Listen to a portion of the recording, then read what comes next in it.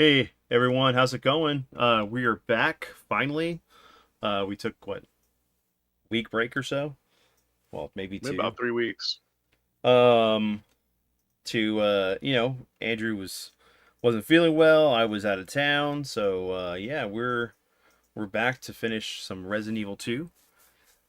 So yeah, guys, give me just a moment and we can get started here.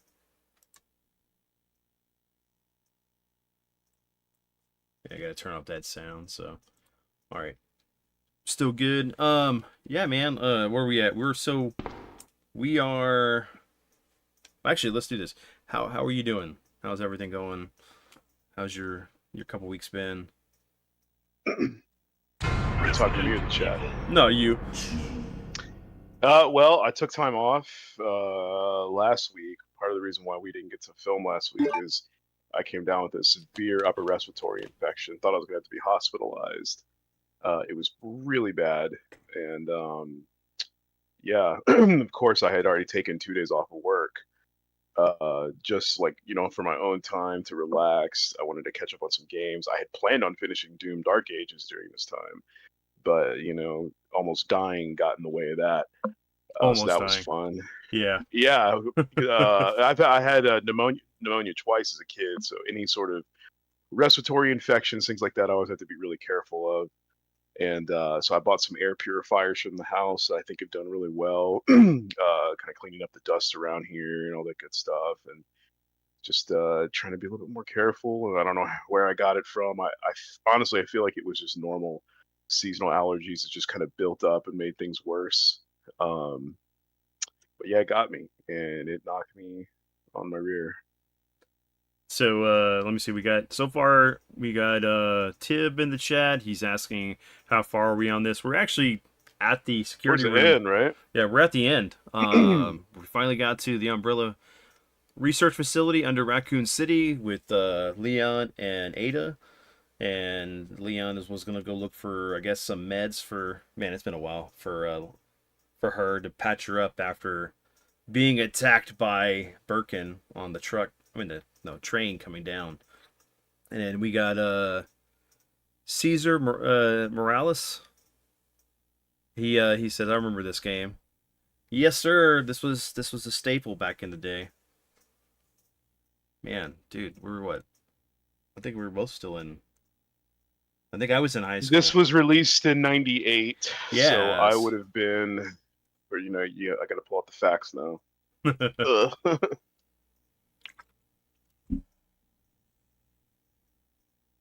Yeah, I'll go ahead So and get it let's started see. real Yeah, quick. so this came out in 19. So this game came out in 1998, specifically in North America. It came out January 21st.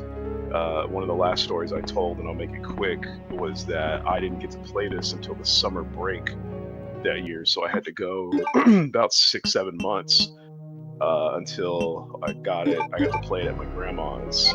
She lives in a small town in Tennessee, and very reminiscent of Racoon City at the time. So I made it even better. And this was just an amazing experience to play this game in a place that looked like Raccoon City, that could have been Raccoon City. I mean, they even had their water plant. They had a big one that had connected between their town and a couple of others out here in rural Tennessee that looked like this place. Now, I didn't know that at the time. It wasn't until a couple of years later when I was driving and I'd go visit and drive around, I found that out, and I'm like, man, this place was a lot like Raccoon City. It's amazing. Uh, so yeah, it's one of my favorite memories of my life of all time, playing the game that weekend, and just like, wow, it's my grandma lives in Raccoon City, and here I am playing Resident Evil 2. Man, how many times we've beaten this game, talked about it, or all that stuff. Even the remakes and stuff. Dude, I remember Yeah, like, what's funny is I wasn't even really that hyped for the remake. I guess because I'm so attached to this game, I didn't know what to expect. So finally, whenever they started releasing footage for it, then I was like, hey, I think I'm ready. This looks awesome. mm-hmm.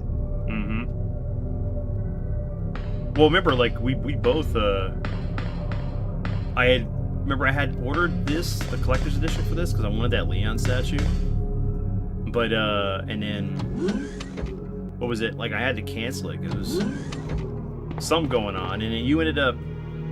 I wasn't sure I was going to get the game, and then you ended up picking it up for me, the deluxe edition. So I didn't get the collector's edition. I thought that was Resident Evil 3. No. 3 I got the. It was 3 this during. one? Yeah, it was the remake for this one because the remake for 3. Oh, okay. I ended up getting the. What was it? Yeah, I ended up getting. Yeah, Resident Evil 3. I did because remember that was during the pandemic, and I ended up wasn't even sure I was gonna be able to get my pre-order because of the way everything was going with like these retail stores. And Yeah, I remember not even wanting to spend money. I just went up to the GameStop and said, "Hey man, I pre-ordered this here," and they're like, "Oh yeah, hey, let me go get it for you." And I was like, "Oh shit, hell yeah, let's go." So what's let me see what we got going on here. Love this theme, hell yeah, Tib. Let's see. Good morning, how are you? I'm doing good. I'm doing good. We got Great White North, and then yeah, what up, Great White North? What up, Tib? So I'm trying to remember where we go first, but you know, when you don't know or don't remember, best thing to do is just explore.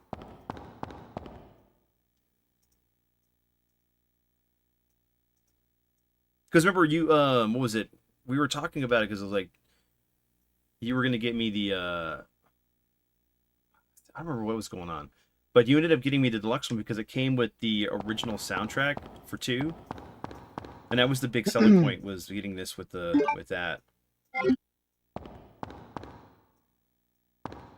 Yeah, that was one of the main reasons why I wanted that edition, because I just, not that I don't trust music now, I just, the original soundtrack to me, I mean, we've had talks about this before with other franchises, so to speak.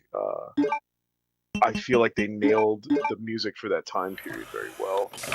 So on my second playthrough of the remake, I played it with the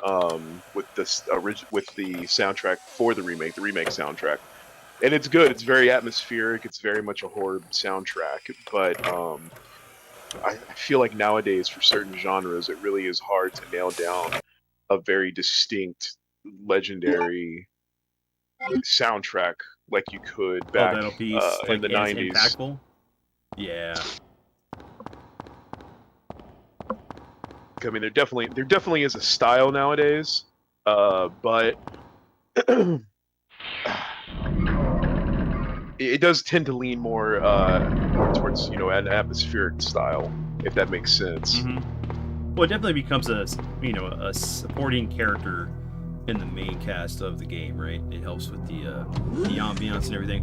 What's up, Bears? Finally back, man. How's it going? How's it spreading? Hopefully we've contained the bio virus and everything. We'll see, right? Considering most people were getting some kind of upper respiratory infection, because that's how it was for me, man. We gotten sick, or our allergy. It was really bad allergies that it ended up like getting into my lungs and ended up making it to where I was. Let me go drop off that extra health.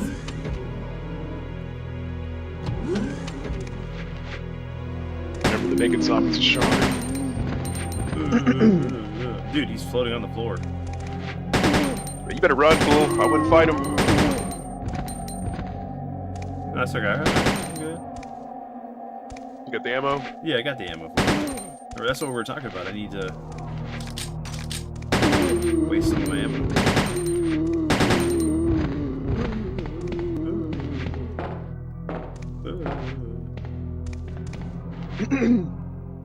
You know, I watched a playthrough of somebody that was running this, and they did a perfect ammo playthrough, and it was the right amount, how to use your ammo in certain spots. Like there was certain spots of the game. No. So like, you ever play? I mean, I don't know how you are about this. I know I am, but ever since the first Resident Evil game, my first playthrough, I essentially I hard locked myself because I had used all the ammo that I had available to me in the game. I didn't know how to play it. I mean, I was a kid at the time as well. I had run out of all pistol ammo, shotgun ammo. I was too scared to go out there on the crows to get the bazooka from Forrest's dead body, so I didn't have that. And I was playing as Chris. I didn't know it was quote unquote easier to play as Jill. I had no more ammo left in the game. I didn't know about that. It was a very foreign concept to me.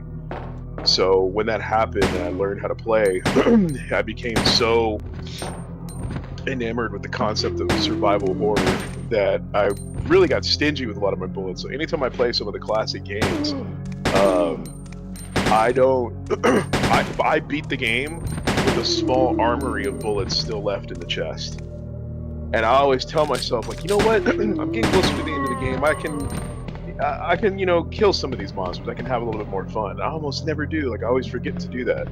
About the only thing I won't touch is the Magnum. That's like my final boss weapon right there. But to run through modified shotgun or even a Resident Evil 3, using the like if I think Resident Evil 3 had the revolver. Yeah. Wait, so Resident Evil 3? so Yeah, I believe so. that you could unlock. Like, even when I got that, I didn't want to touch it. I would use my other guns. So anytime I beat these games, I always end it with a lot of bullets still left in the old item chest. Because part of the fun for me too is, like, I treat these games as a puzzle, especially when it comes to enemies in the area. Like, what's the best way for me to, like, run and get past them and avoid? That's sort of like a puzzle within a puzzle, I guess, so to speak. How can I get through this hallway with either minimal damage or zero damage?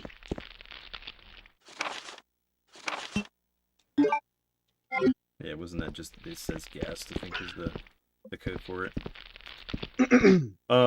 No, I understand, because, like, usually, depending on, like, the difficulty in which you're playing, a lot of times, there's just enough health and just enough ammo, as long as you're doing stuff right. And see, that's kind of how it feels right now in Doom Dark Ages. We don't want to leave the flamethrower for Claire, right? You left. What all did you take? What all did you took the I took the extended pack, but I did not take the Uzi.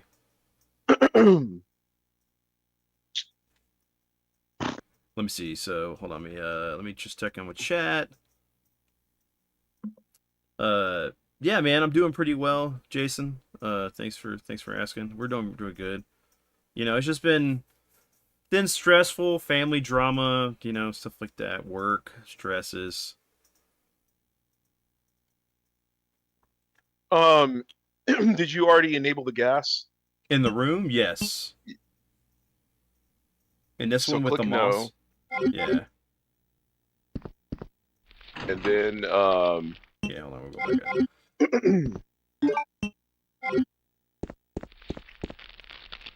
Oh no, that's the plants. I forgot about that. I'm not in the moth room yet. Yeah, because see, yeah, there you go. Now you can use the lighter. Just use the lighter. Yeah, so you press X to make sure you get the text that says there's oil all over the place. Okay, now go ahead and light it. There you go. Burn, baby, burn.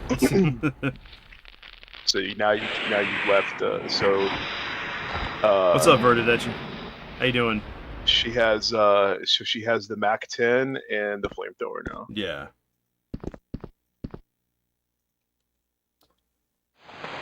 Every time I see Arus in here, I think of my Asus motherboard. Your monitor or the computer.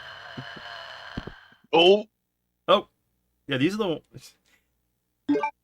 Oh, look at them! Look at them! They're crouched, bro. Remember, yeah, it's 4, 3, 2, 1. Should have got both. Yeah, they're both dead. All right, so Don't I got one reload more your shot. Shotgun. Yeah, one more shot before I. Look at this! It's Christmas, guys. We got more shotgun ammo.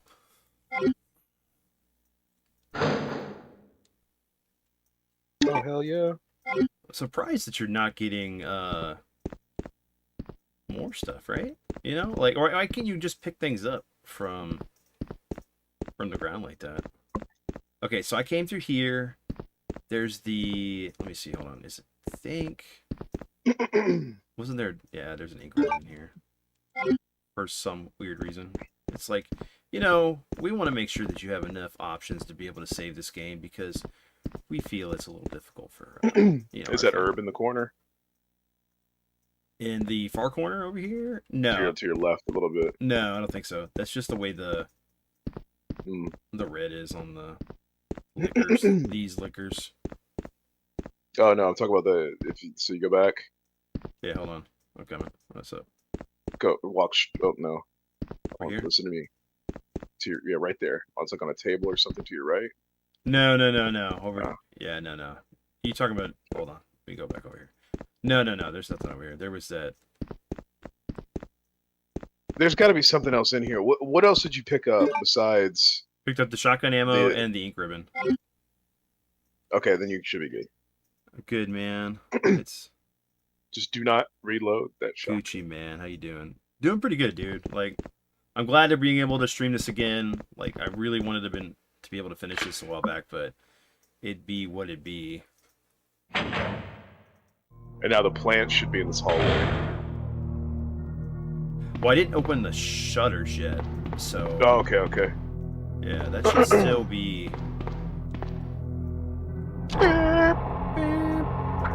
Look at him. It's like your own. Shoot once, then go to the menu. Get back. Oh, Damn. Caution already? There we go. yeah.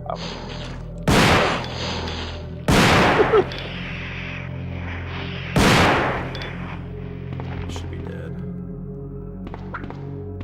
Look at him still trying to whack at me. Whack at this fool. There should be herb right out here on this balcony as well. Yeah, I gotta get rid of this. That boy.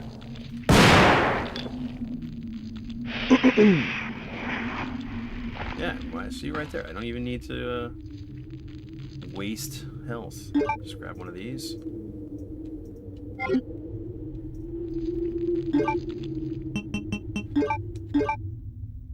Yeah, man, so like my experience going to pick up my Switch 2 was pretty fun. It had been a while since I've been to a midnight release. Oh gosh. I mean, the good thing is that like what was it? Was there a lot of people there? Oh, dude, there was a lot. Like between the GameStop when I went to go trade it in a bunch of games, and then just to get some extra accessories and some actual games for the Switch 2. And in the Best Buy, there's quite a bit of a line there. But I mean, it went smooth. I mean, another liquor. Come on, buddy. I don't know if this guy comes around the corner. Yeah, I don't think so either. No, He's up in the shaft. That thing's gonna fall from the ceiling. You got to trigger that, then aim down. So just walk up to it, trigger it. Get.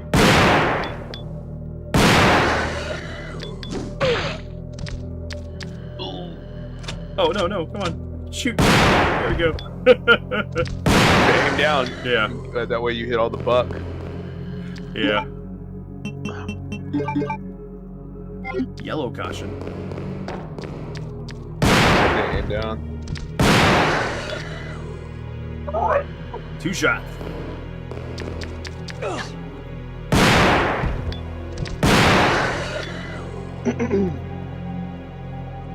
Check what color your health is. Probably yellow or orange. Yeah, it's yellow. Still yellow. It's not too bad. Yeah, I didn't remember the last time I went to a midnight.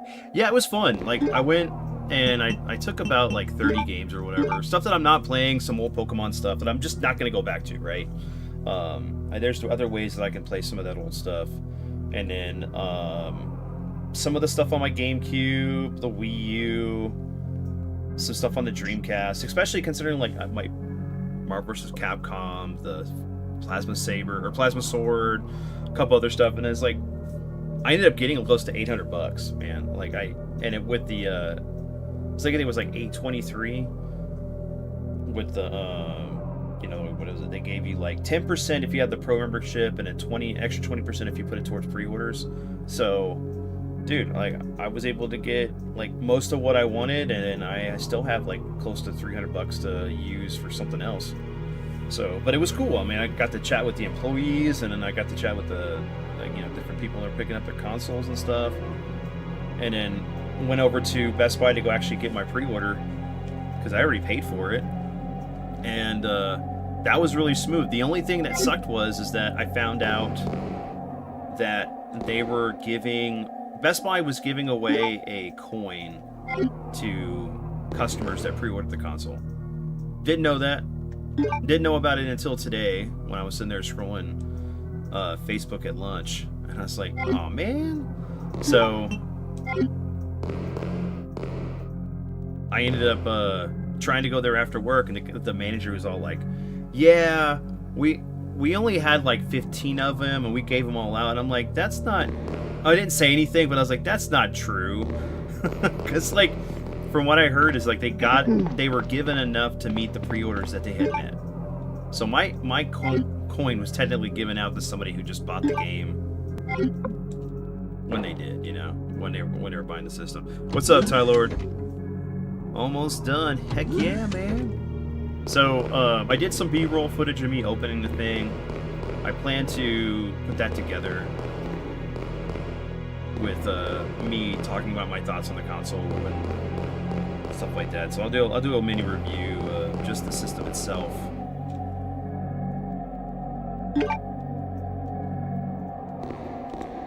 So I'm looking forward to it. But so far from what I've messed with, it's pretty nice. I have no complaints.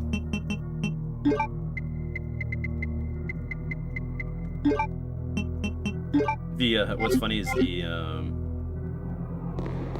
the wait music.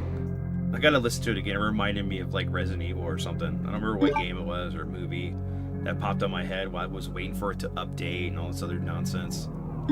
Linking my or transferring my information over from the previous Switch to the new one. But it was all pretty seamless. I mean, no complaints. But it was funny. That's one thing I took for granted with the Xbox whenever going from like my One X to the Series X.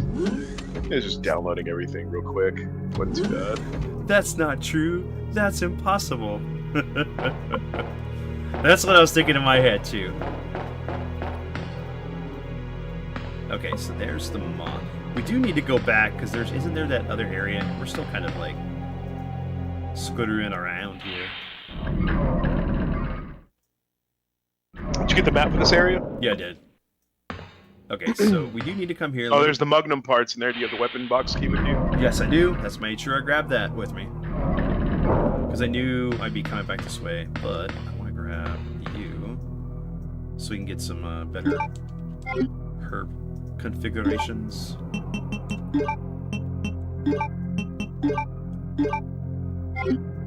So, you guys in the chat, did y'all pick up a Switch? Are you going to pick up a Switch? Get the parts, man. Go get the parts first? Okay. Well, I'd have to go back to the item box to... Well, technically. Probably have to go downsize some stuff. Is your old Switch functional on your account? I haven't looked. It should be, to be honest. Here we go. Magnum parts. Oh, this is the correct spelling. Yeah, it is. This is the remember. You got one of these whack updated versions. Yeah, this is the DualShock version. I need to repick because the copy that we had as kids, my dad has. Oh, eventually, okay. I can't wait. I can wait a little. No, dude. Honestly, Jason, there is literally no reason to rush out to get this other than Mario Kart. Mario Kart World is pretty fun so far. For like the hour I've been able to mess with it, but hey, being a YouTuber, might as well just capitalize on the giving my thoughts on it. I mean, that's what we do here. We do reviews and we talk about stuff on podcasts and play games and stuff. So you guys know that. Might as well.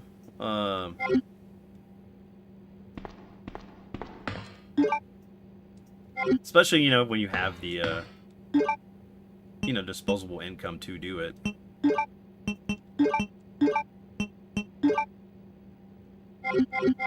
Actually, that's what Are I you was almost gonna... out of handgun bullets? Yeah, dude, I had all the... Oh man, you may want to start running around people, bro. Well, I remember, But dude, you I got got this like... dude, you got this guy in the door. And... Here, football kick. Oh, then he did the smash.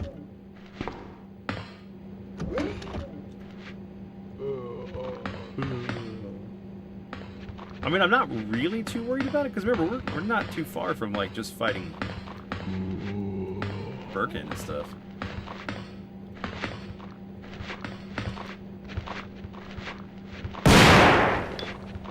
Technically, I could line these guys up and... Yeah, but I was gonna ask, Jason, how was the at your store? Were you actually there for any of that? This is where vaccines are made.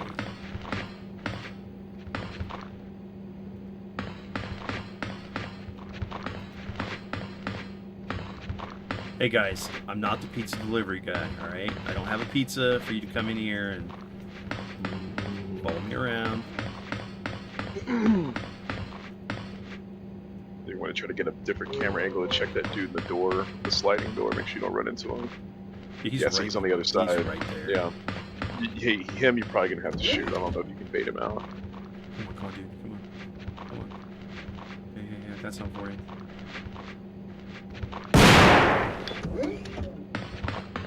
Isn't it the card key? Because, like, the only reason why you come to this room is to make the vaccine for well, you Shelly, got the right? card key now, so you can do, you can do the other door that needed it.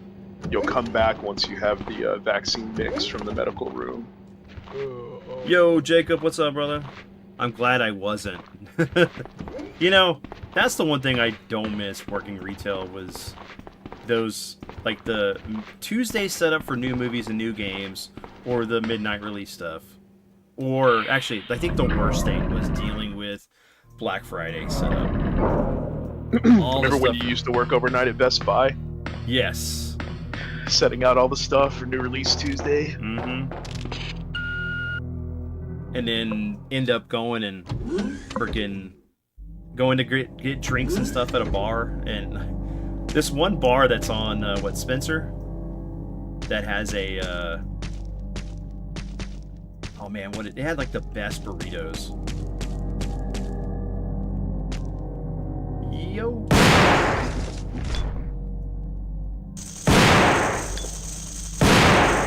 Oh, come on, you're not hitting it?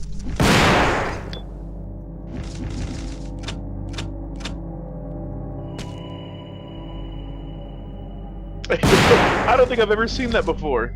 Where it got back It didn't up? want to fight you. It didn't want to fight No, you. Dude, it's like, this dude's hitting me with a shotgun.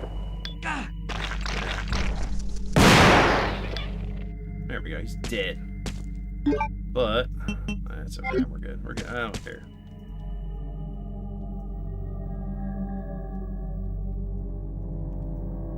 What was it? I can't see the computer. Do I need to shoot? I can't reach the computer. Oh, yeah, because there's...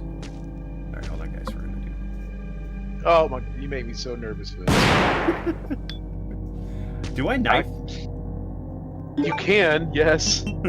I'm so hardwired for ammo conservation that seeing you shoot the larvae with the custom shotgun shells totally triggered me. I had to look away. I'm not worried, dude. It's whatever. If we I got the Magnum rounds, man. I got enough to take out I would have left the stream if you would have put your Magnum together and shot those things with them. Oh yeah, you would have left. Yeah, it's like I'm done, man. I was like, I'm done. That'd have been too much for me. What's your zombie outbreak plan? Wait a minute, did you actually kill them or did you miss? No, I didn't even hit him. Oh. I didn't even hit him, man. Like literally, I shot at them, and see nothing. I'm gonna go grab the knife and come back, or leave the room. Because isn't it like Yeah, I think you can just leave the room. So, what's my zombie outbreak plan if it happens, Vince? Man, dude, you don't understand that question. Well, you do understand that question, but like, you guys understand. Me, Andrew, my dad, and my friends would literally have sessions of hanging out, talking about what we would do in the case of a zombie outbreak. Like, This where would we conversation go? could go all the way Dude, to like yeah, late hours 4 of or the 5 night. in the morning. Yeah, that's what it was. Literally just us talking about. We would, at the time, I think I was working at a company called Grocery Supply, and like they literally do nothing but distribute food to grocery stores and convenience stores and restaurants.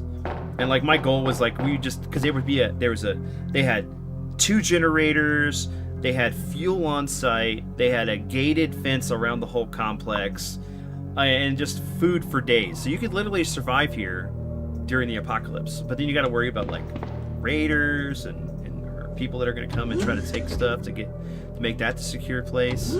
But we love talking about dealing with like fictional scenarios.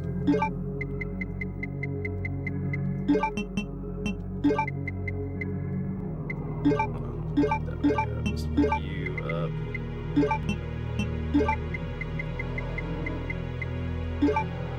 But since we're close to the water, I mean, it would be like that would be the ideal situation. Is like get down the Galveston, steal a boat, and then just make it to some island somewhere.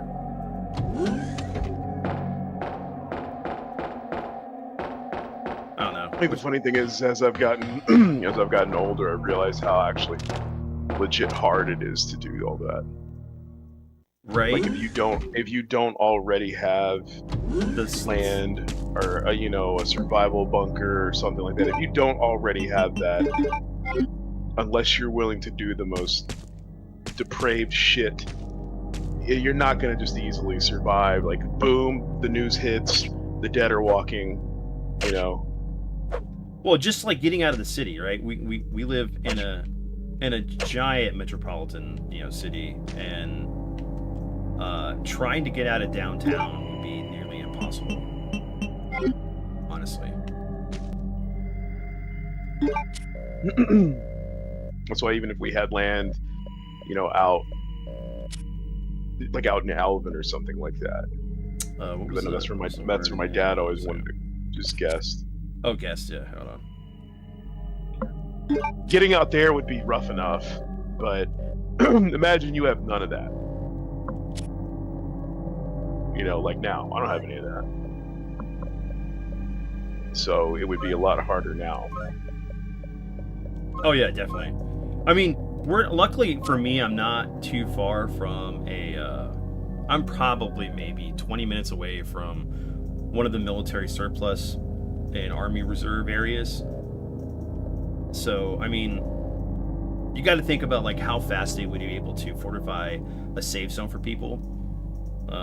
Dealing with other people that are thinking the same thing you are, that will not hesitate to yeah, that want your stuff. Yeah. I mean, being able to survive a period of time. That was it, right? Just put that in there and it unlocked. Yeah. Yeah.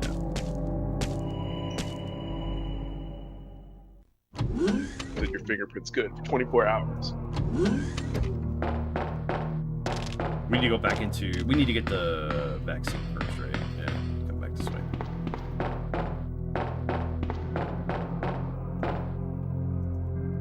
That was one of the things that I thought was really cool with the remake, was some of the stuff that was added to make it more modern. But like how they took ideas from this game and they were able to redefine it or expand upon it that wasn't there originally. I mean, that's all I wanted to see. Give us everything the original game had. Don't take anything out. Just build on top of it. Mm-hmm. Do what they couldn't do with 700 megabytes of PS1 disk space.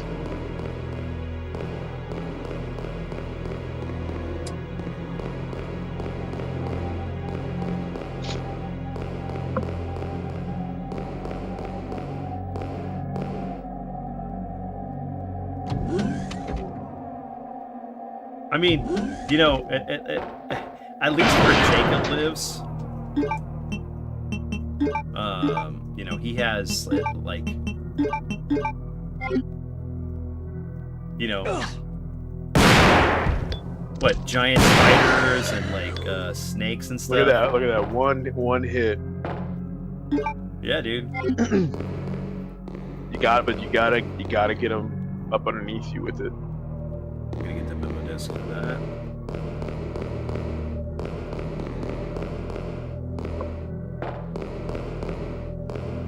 Yeah, make sure to down aim. It's amazing how powerful the buckshot is.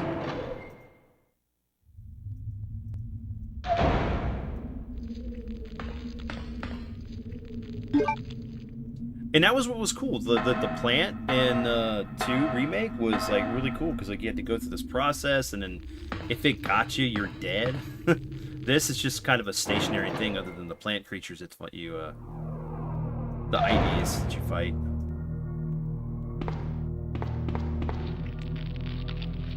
You know what? Screw you.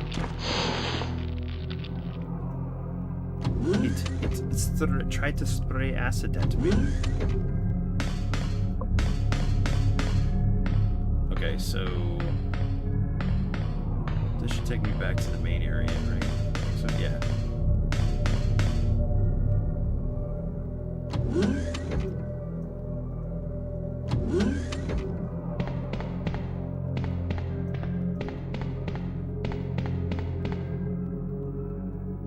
Elevators or past elevators. Okay.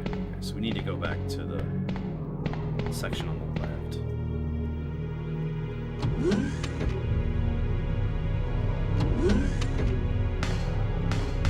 Yeah, so you been playing anything lately? You asking the chat or me? You, Andrew. You playing anything? Yeah, just Doom Dark Ages. So I finally got made the jump to PC. You know, unsure of what's happening with PlayStation, and Xbox is pretty much giving up on the hardware business. And I like the Switch, but outside of a couple of the first party games, it's just it's my favorite Nintendo console since the GameCube. But I don't know. I just felt like now was the time if I was ever going to do it to put the money and invest into PC. So I finally did, and the first big game I bought for it was Doom Dark Ages. So that's what I've been playing since it released, and I've run some of my N64 emulation on it. It's even better than my laptop.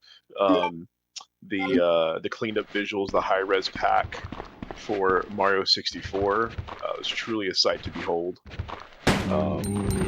It's where I was kind of in a topic I could talk about for hours. Is, you know, retro gaming for someone who was there when these consoles first came out.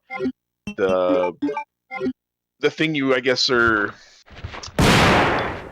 that you want to do by default is you want to get these consoles. Then you have to worry about, okay, it's on modern TVs. Do I get upscalers, or do I modify the console? Blah blah blah. Mm-hmm. You kind of get if you think about it too much or too hard, you get stuck in a sort of the neutral gear, trying to determine what the best way forward to do this is. Yeah, I have definitely become a fan of It just waste that box, bro, and get the ammo space. Yeah. I have become a fan of emulation over the years, just because of how powerful it's gotten, even for mid to even lower end computers. Mm-hmm. They're very capable. So it's been really good. I do miss the authentic experience plugging it into the TV, but with prices for a lot of the retro consoles being what they are, I think that kept pushing me further and further into the More to emulation space. space. Yeah. Well, I mean, like once I got the Pi and invested in that, like it's so nice being able to like just be able to have the ability to play what I want, stream it if I want. It's less cables. I don't have to go through all this extra jumps and hurdles or whatever for we don't have the we need the actual vaccine, wasn't it? Right here from here. Okay, so did you go back to that table around the corner? Yeah, I got the memo disc, so I know what that's gonna take me. Okay, there was nothing else here. Nothing along the Nah, walls. Nothing on the bed. Okay, yeah, so you should be able to go back to the lab and pull it out. just pull it out. um, but yeah, I mean, and on top of that is like, even though Xbox is like, or Microsoft is pulling out of the Oh. whole. Murdered my husband. You murdered I my know husband. what you're looking for. You came for the G-Virus, didn't you? I'm just a cop, lady. Calm down. Take it from me. This is my husband's legacy. Now, Philosopher's where's Legacy. that spy Philosopher you were legacy, working with earlier? You know who I'm Lale talking about. What? What? Ocelot, how'd you really know? don't know anything, do you? Do you mean you're Adam? You're so gullible. There's no. She's one of Eve. the operatives sent here by the agency. The only reason why she came here is to obtain the G-Virus. That's a lie. Yeah, I remember this blowing me away when I was a kid watching No, this it's the part. truth. I had no clue. I Oh yeah, discovered yeah. this You when I did a didn't. I mean, you background really check thought on she her. was what she She was. specifically got close to John and above became board. his girlfriend. But we knew that she to get was had a information relationship about with her John brother. from the first game. That can't be. I That's know impossible. her. Ada wouldn't do something like that. I know her. I met If her you a couple don't want hours to ago. believe it, I don't. Yeah, I've been like I've known You're her about to like since a die lifetime. I mean, did you watch Terminator 2? I mean, Terminator 1? What Kyle and happened? Reese. I mean, Kyle Reese and Sarah Connor were only together for one night, but it was a lifetime. And then she just gets hit with a metal pipe in the head, back of the head. Director's cut. He says yoink at this part. And he replaces the lighter. He's like, I don't need to smoke cigarettes. I The gave up. self-destruct sequence has been activated. Repeat, the self-destruct sequence has been activated. This sequence may not be aborted. All employees proceed to the emergency car at the bottom Do I need to go back platform. in with that with the virus? Do it. Yeah, see. All employees proceed to the bottom platform.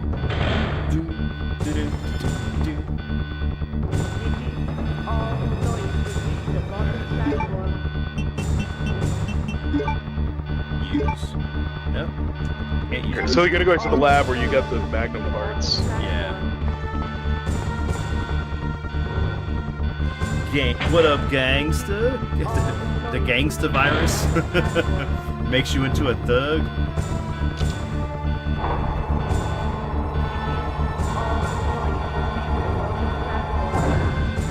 What do you mean, umbrella?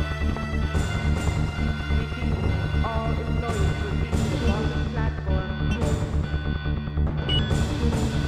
Fingerprint verified. Communication with secondary fingerprint. Application you want to proceed. That'll be. Oh, I need someone else to do. That'll be Claire. Claire. All employees proceed to the bottom platform. Dude, remember the Akuma Easter egg and stuff like from the? It wasn't a real Easter egg. It wasn't even real, but the whole video games. Yeah, I remember seeing the pictures of it in EGM. Was it EGM? Yeah. I thought it was GamePro because they were the ones that kind of were known for doing April Fool's Day stuff. I think Yeah, I they were think the ones that originally had posted that stuff about fighting Shenlong and Street Fighter 2. Yes, Leon, Leon. I've been waiting for you, Leon. In the words of Matt, what up, gangs? What are you doing? You know what this is I'm about. smoking this shit, So Leon. just hand over the Look, G-Virus. I'm just bleeding, all right. I'm turning into a monster. I don't believe this. Annette was right. About everything. About everything. That's why I told you to leave without me, but you wouldn't listen. Now hand it over. Don't make me shoot you. You can't do that. You can't do that. Is Clint Eastwood voice acting?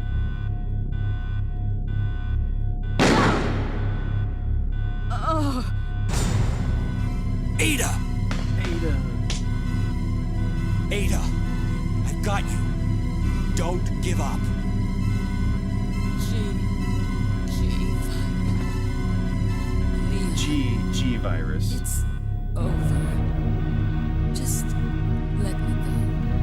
Shut up. You're gonna make it. It's too late, Leon. We both know it. The No. virus is coursing I through my promised you that veins. we would escape. You just have to help me out here. I really wanted to escape with you, Leon. Escape from everything. Goodbye. Seeing this again really. Leon was a real dummy. Oh yeah, he was. He was the rookie cop. It's like it's after this that he becomes the badass that we know.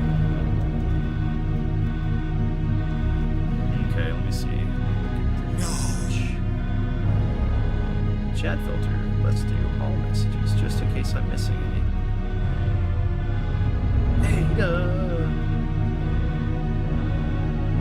So, this is what everyone's been dying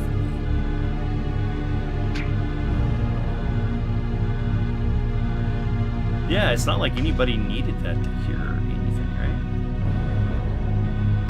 Shut up.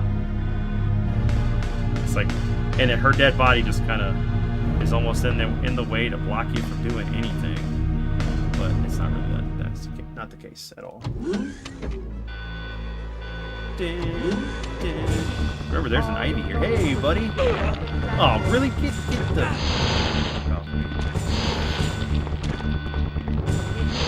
We need to go this way and that way. Which way did you go? All employees proceed to the bottom platform.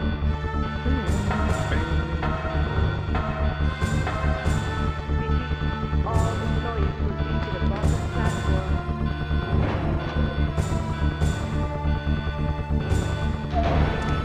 All employees proceed to the bottom platform. I tore him in half.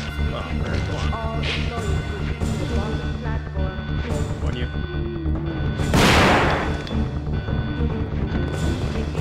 All employees proceed to the bottom platform. Juke, come on, man. Juke and jive. Go. Come on. Alright, we'll get rid of this real quick.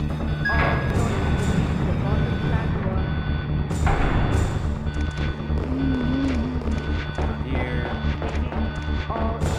I don't think I need to do anything. I think I just need to get what I need to clear this and then go because he threw the virus down.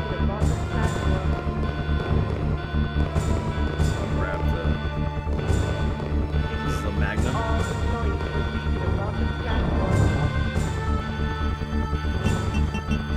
Okay, so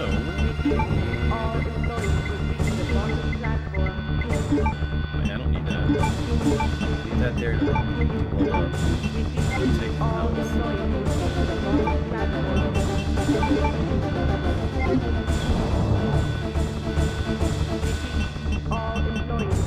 Didn't.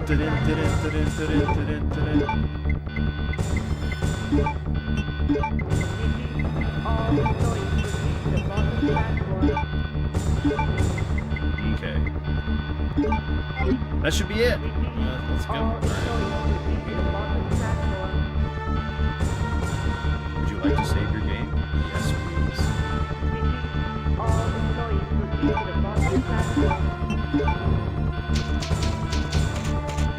Leon's a loser in Racoon City. So stupid. He's so gullible. Alright, so let's make sure we're inventory management's good. Alright, so backup clip, rest of the clips. I got 2 shots with a handgun. Should I even take that with me? Whatever, we'll go.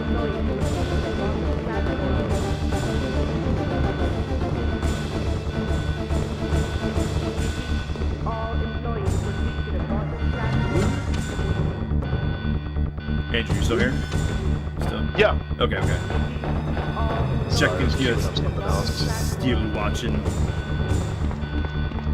Oh, dude, like you've had Pinkertons, right? The barbecue place in the Heights. Yeah, it's one of my places that I like. I like Pinkerton's, um, 5 minutes until detonation. freaking the pit room, Yeah, Pit Room is good, man. That is a and really then good. it's right next to door to this place called the patio. So generally, like especially when the weather's really nice, Mhm. you go pick up your barbecue at the pit room, walk right next door to the patio, and then you get your beers, sit outside, drink, eat. It's really good atmosphere. So that's generally my favorite one to go to. But Pinkertons is really good. What else? What's another one? Gatlin's is okay. It's not too bad. And then I know everybody freaks out about the one in Pearland. I can never remember. Killins. There you go. A lot of people like Killins. Look at that, dude. He just like double swiped at me. Now he's been transformed. Shot him with 2 magnum rounds.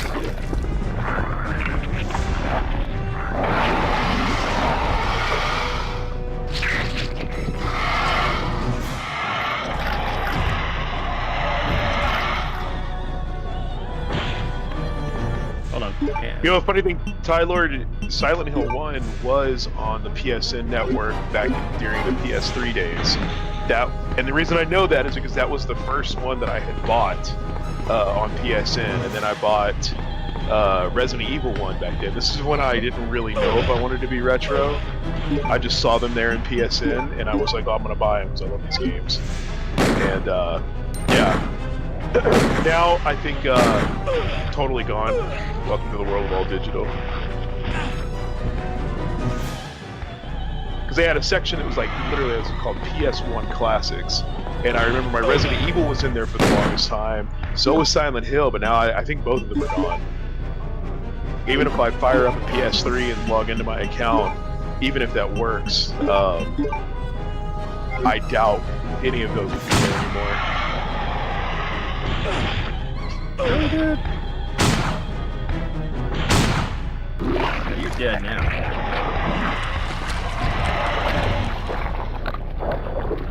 I think I maybe missed 2 shots, which sucks. It's okay. We're all good. Oh, now you care about missing shots, Mr. Shotgun the Larva and the Dude, computer guy. Well, look, it's bosses are one. I mean, I'm gonna be bothered by that for the rest of the week. I think I'm gonna have to play this myself to get over that. You are a madman. I am crazy. Don't worry. You cannot be stopped. I don't know if this one happens in this scenario. I always get confused, but you got enough for the train fight, right? No, remember that this doesn't do that at all. Okay. Because of the that's Claire. Always second playthrough is the. Train. Let me go check the back. Okay, good deal. Yeah. That's the cutscene. Thanks, Ty-Lord. Thank you, brother. Later. Leon, come on. Leon! Like right there at the. You can definitely tell he's a rookie. He's just still like, where's the entrance? Where do I go? What do I do? Leon! Stay down.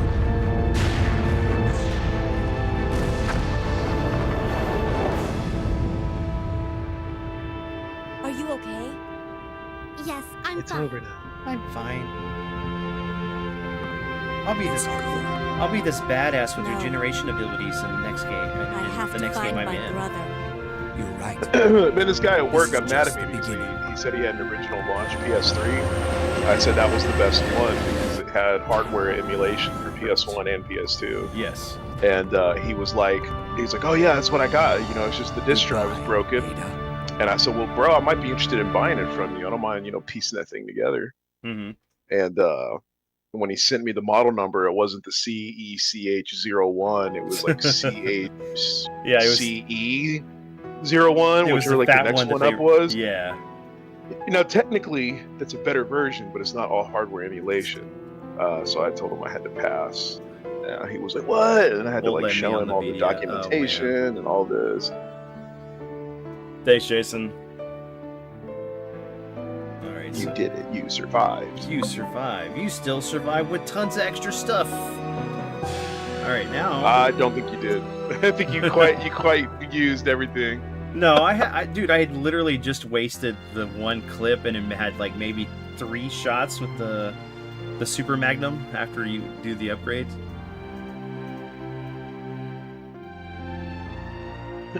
Man, we only had like less than an hour left, man. Look at that. What were the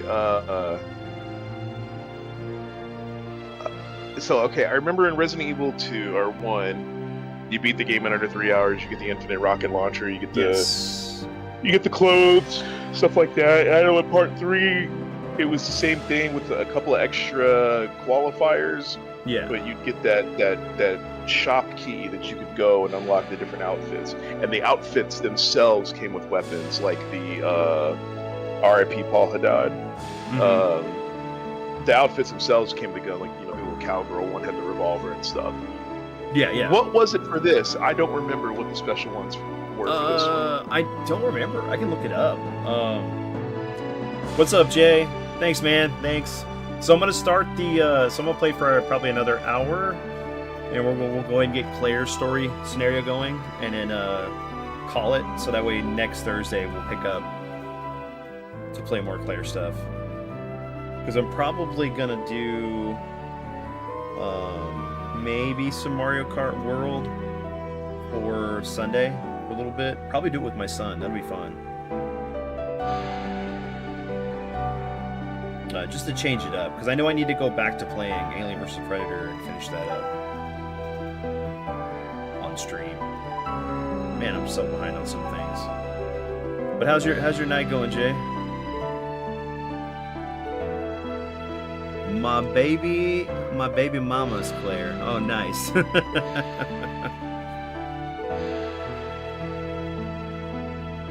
Resident Evil 2. Story continues in scenario B. Actually, I need to grab my case. It's over here. I was maneuvering things around because I had to hook up the switch and clear stuff. Guess your rank before it shows the screen. Probably a C. I don't know. We'll see. Okay. Yeah, look at that! Look at that! But look, man, only what 4 hours and less 30 minutes, 15. See, that's the thing that really kind of kills you is the is how many times you save it. Honestly. Well, and using first aid sprays. Oh yeah, instead of the actual herbs. So I always, and I think like as I've gotten, when I was younger, I was better at it, but as I've gotten older, I always would put the sprays in the chest. I wouldn't take them out until I fought a boss, and I would never use them. It was all, you know, herbs only. As I've gotten older, even though I'm still pretty good at dodging, I'll always end up getting hit by like a hunter or licker or something that'll kind of jack my health. Mm-hmm. So by the time I do get to the boss, I don't have any more herbs to use. Yeah. I have to use my sprays. So it's like, well, I'm good at like planning and all that good stuff, but I always will end up running into that one wayward zombie around the hall or hit that one licker or hunter that does a little bit more damage than I wish it would have. And so when I get to the end of the game, fight the boss, I have to carry my sprays with me. So usually when I play these, I can't tell you the last time I actually got the S rank.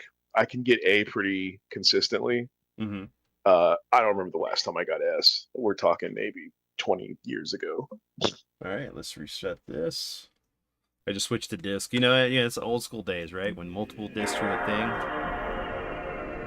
Dude, I understand about being hungry, Jay. I had a sandwich and some fries at work, and then I literally passed out when I got home up just until before we started streaming. But that's why I was bringing up the whole Pinkertons, is because my wife went to go see her brother-in-law with her mom and aunt and Edward and everything. So they were ordering Pinkertons. So when they come back, I will be able to have that for dinner at whatever time it is they come home. Since Edward's out of school and Anna's got one more day to go through for work, and they'll be home. Let me see what else we got. Yeah, I'm gonna get into work early tomorrow. I have a desk I have to set up for a quote unquote new user. It's Mhm. just somebody is more of a nepotism hire, and I got to go set that up for this person, get that done out of the way. I got a jack with a wireless scan gun that they use out in the shop. Mhm. Literally just have to add it to Wi-Fi and then call it a day. Ugh. I think if I can knock all that out, probably be back home within 2 hours. No, nice. And the other guy I work with, Canada, I don't In know the midst of the what they got teen going virus on, but outbreak in Racoon City, my boss has been off all week. Leon My Kennedy manager's going to succeeded be in off. escaping He was off from the today. city He's going to be off following tomorrow. his encounter with So one when of the they're only away, other survivors, I a will woman play. named Ada. Ada Thong. A So I'm looking at spy the chat. seeking No, the Jay, deadly G Jay said virus. Ada Thong. However, Just woke up, lol. Let me see. I can't come close to beating Resident Evil 2 in 3 hours. I don't think I've ever done it. Leon was not at that the point sole back in the survivor day, of it the was like incident. we just played these games over A and girl over named again, and Claire then Redfield was you know, in town use the on Game business Shark. of her own. Right? She came to uncover the Let me mysterious see. Rocket Launcher circumstances of her brother's probably. disappearance. Hope Switch 2 Chris gets Resident Evil Redfield, 4. I member actually of the hope that they Stars actually get Alpha all Team. the Resident Evil games. Only now her mission hey has Linda, become welcome. quite simple. Welcome. How you doing tonight? Basic survival. I see, I don't know how I within feel the about that. I look at nightmare what that Jay was said. once He's like, Racoon City. you know, everybody's gonna hop on that trend of porting everything over to the Switch 2, and it's like, you know what? I'm just gonna put my foot down and say no. I've got other iterations of these games That are I'm gonna not play gonna better? buy them every single freaking Yes. time. Yeah. Well, I mean, it's like, you know, I'm a big Final Fantasy fan, and I'm looking forward to Part 3 to finish out 7. And with everything going on, you know, we're gonna get Rebirth on there. And I was like, I'm not gonna rebuy Rebirth to play through that. If I'm gonna replay it, See, I'm waiting for all three of those. to get them in come the out collection. as a- Yeah. Yeah, that's what I'm waiting on. I mean, I know it's different for you given your fandom, but I know for me, yeah, I can chill.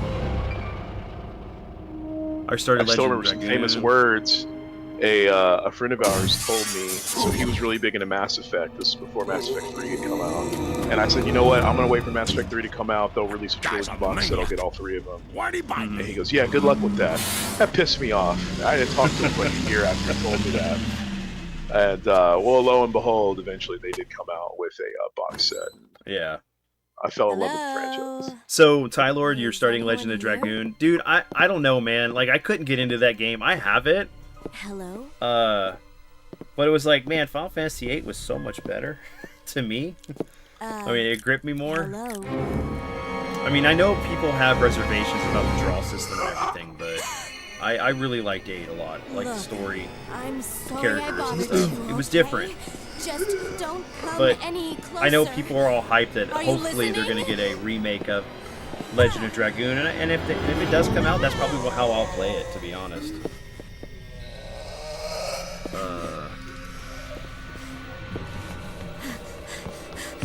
But I don't know. I mean, there's some games that might be cool on the Switch to have it on the portability Wait, to go, don't but shoot. Down.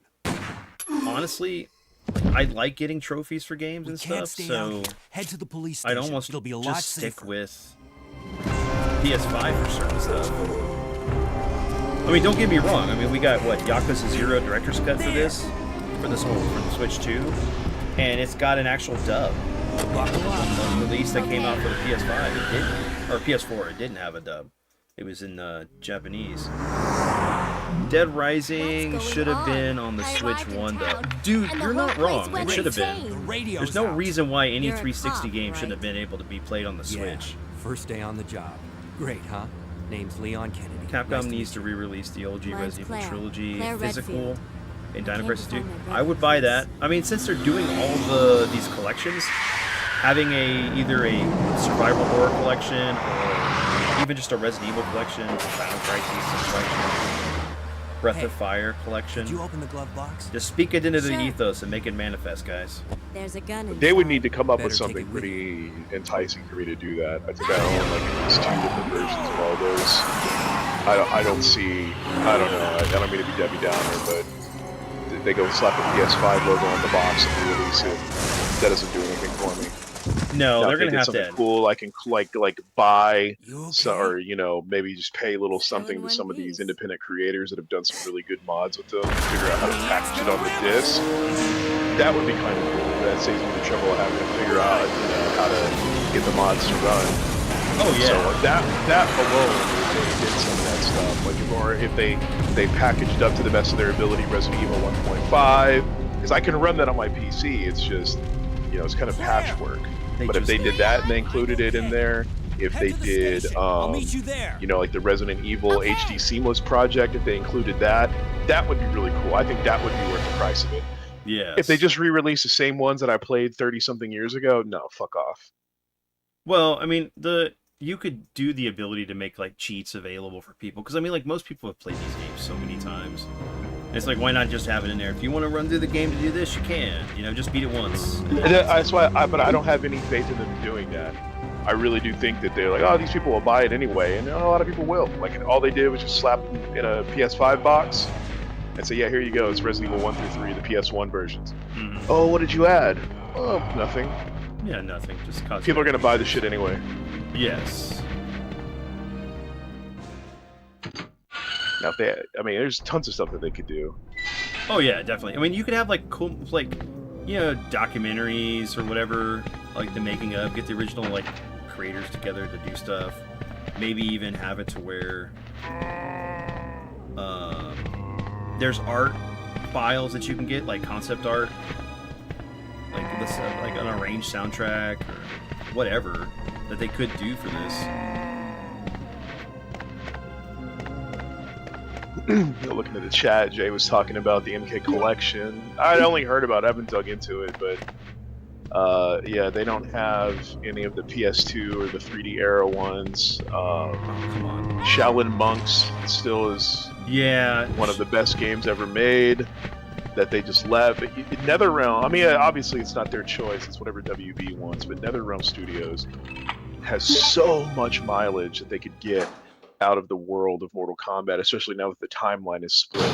Like, you could make games that are before call them Mortal Kombat, and then in the top right hand corner come up with the little logo that says OT for original timeline, and then NT for new timeline, so that way people know what they're getting into. Yeah. But to do like an original timeline new Shaolin Monks game, they'd be sick. That'd be so damn good. Well, just being able to have, like, if they did the full collection of Mortal Kombat games, right? It'd be nice to be able to have, like, Deadly Alliance and Apocalypse, like all three of the ones that were released on the PS2 at the time.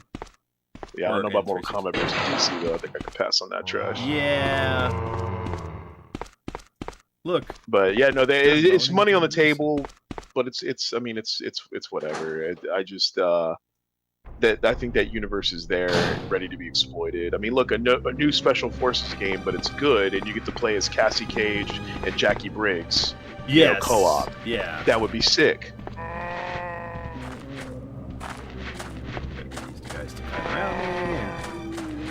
Oh, damn it, come on. Dope. Yep. Do the okey doke chef. I saw a video talking about this short-haired zombie girl. It was like 30 minutes or something. It was insane. It's like the dude just sat down, decided to make a documentary about her. Documentary or a fan fiction. Some weird. Oh, dude, it was nuts, man. Like, he even had like concept art she was a part of. Like, kind of just came up with her own story. I'm like, bro. I ain't mad at it though. It was just pretty impressive. I mean, yeah. I mean, remember we but ridiculous. We were in the age of the fan fiction. Stay back. The worst thing that could happen to you in the Resident Evil universe is to get one of the cutscene weapons, which are the weakest ones in the game.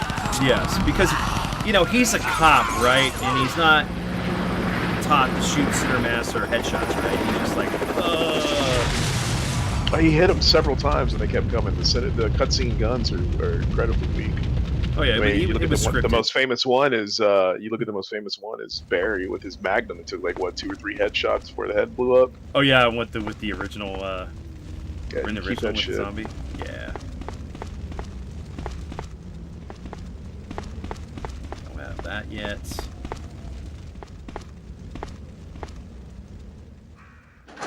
Man.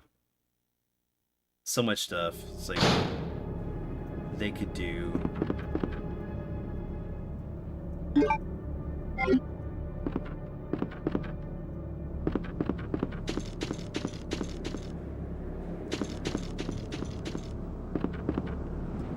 If they really want to impress me, they would put a team together to make a game based on Hunk and his movements after Resident Evil 2. Oh, hell yeah. You know, so maybe he gets stuck in some village, maybe not a village, is too close to Resident Evil 4, but, you know, another town that's fallen into decay, like Racoon City. You know, maybe Umbrella turns against him because of the stupidest corporation on Earth, just, you know, biting off their nose to spite their face. We're gonna go back up. We're gonna go back in that room. I don't remember. Is there clips on the zombie there with the There's always something. with the crows? Always. Ah, screw that. Well, you ain't got no health? I got health. I got stuff. I'm all good, man. Yeah, just go run right into the middle of them. Just hit X rapidly until Just you get rapidly until it triggers. I hear a liquor, and I only have a handgun. It's like, yeah, I'll see you later, buddy. Yeah. Peace out, homie.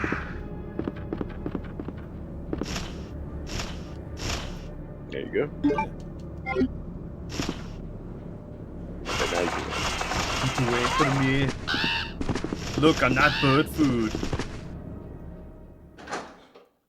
It's amazing how, like, the crows went rabid for some reason. It's like you didn't even piss them off. They're just like, I'm gonna eat your face. You know, you hear the stories of how, like, crows are, they're very, temperamental. They remember things. Like, if you mess with one, they'll tell the whole, like, flock of crows that are in the area to come after you. Oh yeah, they're awesome. That's usually what ends a lot of speedrunners that play this modded version that is permadeath. So it treats it like the virus is it, you know, kind of like 28 days later, you get it, you're done. Yeah, rage virus, bro. Every single time that I watch these dudes play it, especially if they stream it, and you get to see their mistakes, every time, bro, the crows is what does it to them. One bite. So I'll see guys that'll run in and out of zombies, you know, like a freaking, like a running back going through the defense, and no problem. But they get to the crows, like, oh hell no, I'm using all my ammo. Just like run away from them, man. They don't take that much damage off of you. They're not as bad as the ones from... No, bro, you're not listening. I'm saying it's permadeath mods. That's what ruins it for them, because the crows have such a high hit rate on you. So even though in the real game, no, it doesn't do any damage. But when you're playing the permadeath mode, that one bite, your whole run's done on a crow. So they'll run through these zombies like no problem. They'll do the old corral where you make them walk around the table, and then they'll go sneak into the office, do what they got to do, open the safe. But the crows, they will stop and they will shoot those crows. It's a good thing it's one thing to have your run ended because a liquor got you, you know, with the tongue piercing. It's like, oh, damn it. It's another one to have your run ended by a freaking crow. Did they change the 2236. What's up, Jason?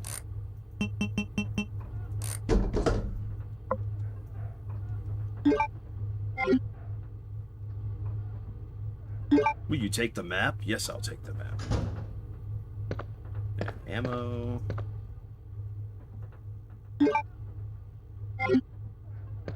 Yeah, I mean, I get it, right? I get the fact that, but I never took the crows as being infected, honestly. Well, I don't even think crows are carrion birds. So yeah, them pecking at a dead body to me says they're infected. I mean, you see the rats technically get infected. I don't know if they retcon that or not, but you see their eyes get all red whenever they start spreading the shit. Well, the rats are the ones that actually were the ones that spreaded it, but yeah, who spread it? Not spread it. Come on. Alright, so... we have the... I need to get past the liquor, honestly, because that's where the closest save point is, upstairs.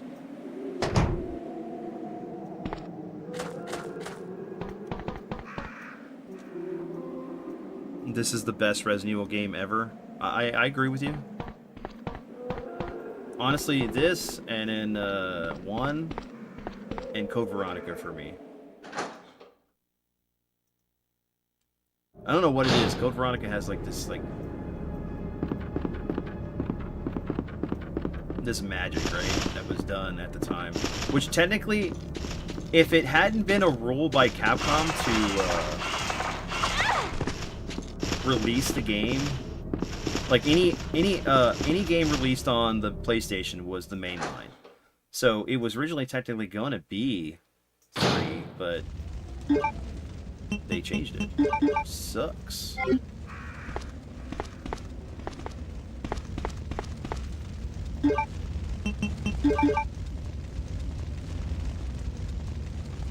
Crank that wheel.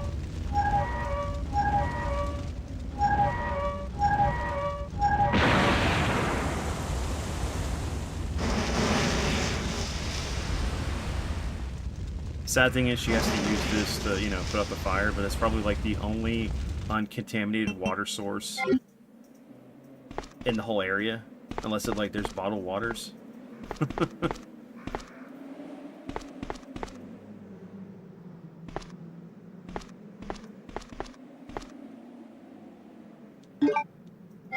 Remember a guy at work telling me he doesn't ever remember seeing a bottle of water in the 90s. I was like, well, I don't remember that either. Even watching like old movies and shows from the 90s, I don't ever see anybody drink from a water bottle. No, man, we had water fountains, and I mean, there was bottles and stuff like that. There was bottled water, but not as like as abundant as it is now. Like as far as like usually it was something produced by like the Coca-Cola company or PepsiCo.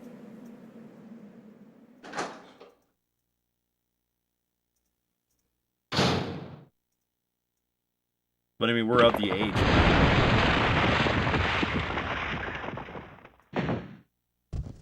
Offers.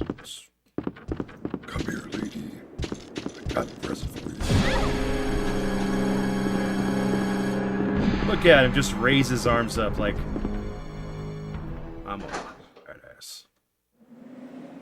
And now we just need the whole DMX X gonna give it to you music coming up here.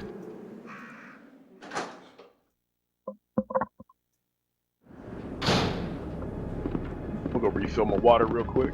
Yeah, no worries, man. Okay, so let's see. Ty Lord's top Resident Evil games are. Pause this real quick. 1, 2, 4, 5 are my top 4. So actually, yeah, guys, if y'all in the chat, like, let me know what your top 5 Resident Evil games are, or top 3, one of the two.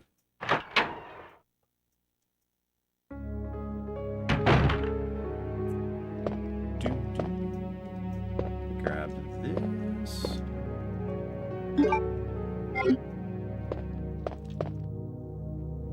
Grab the ink ribbon so we can save it.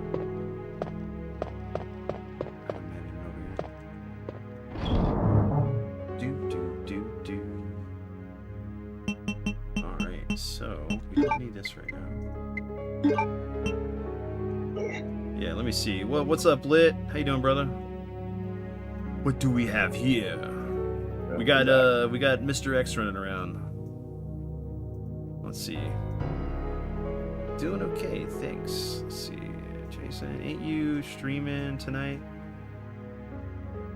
Yeah, normally he does. He hadn't said anything about like what he's gonna stream.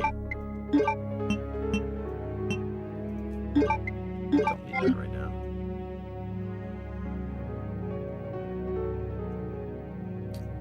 Yo, Eris, Tylord, Rest, Chat, Linda, yeah. Let's see.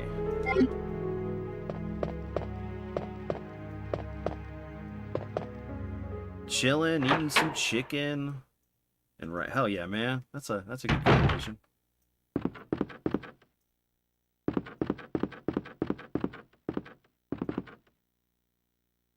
Yeah, we need to C4 if I remember correctly. It's the mayor's daughter. Okay, look can't do anything about that.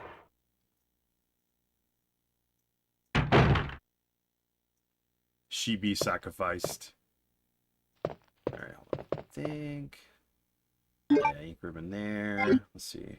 If there's anything on this side over here.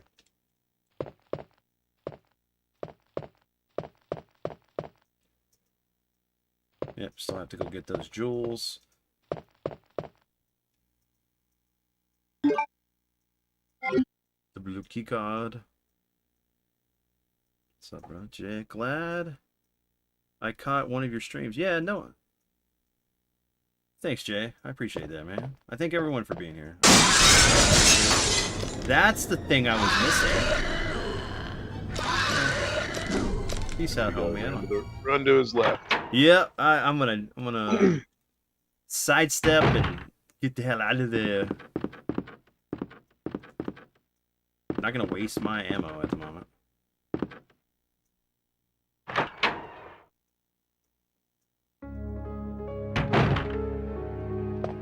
Oh yeah, I forgot about that. Let me let's do this. We're gonna grab this file here.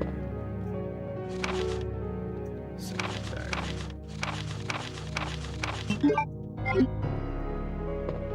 Go ahead and save it.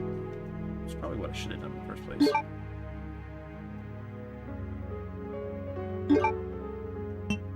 Yeah, Lid, so I don't know if are you a big fan of Resident Evil? Like, at least the original games? I asked the chat to list what their favorite RE game is. Or that their top 5, or we'll do, you know what, just do top 3. That's what I did, but I know Tyler went to top 4.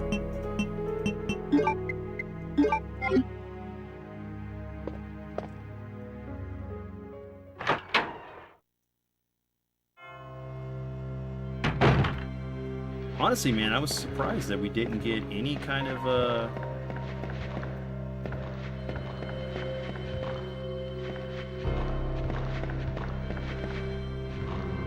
they're on the other side over there. So we do this.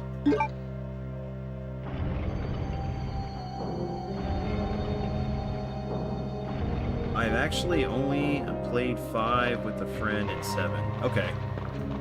I mean, 5's not bad. I mean, it definitely went for a more action co-op experience. I really enjoyed the story. I love, like, just some of the bosses and stuff. But,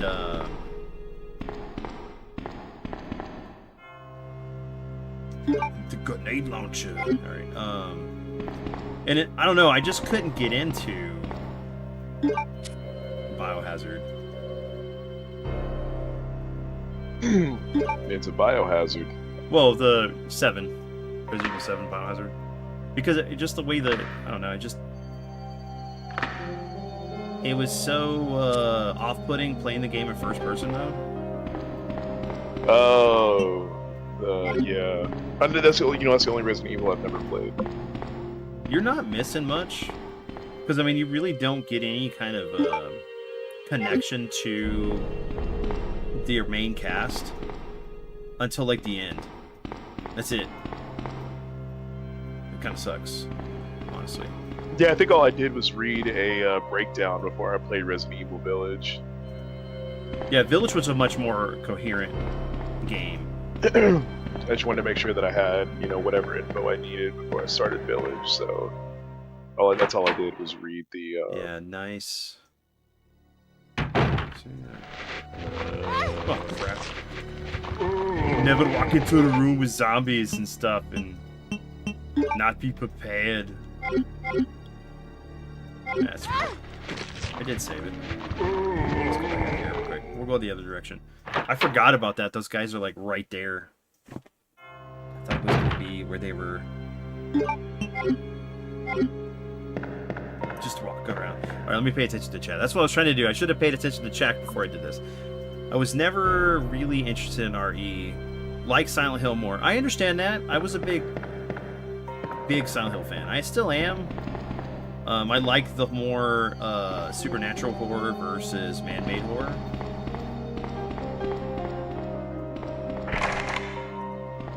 Door's locked from the inside.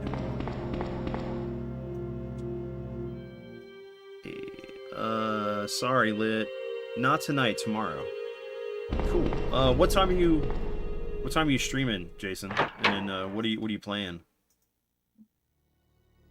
Because I'll try to catch it before. Get off me.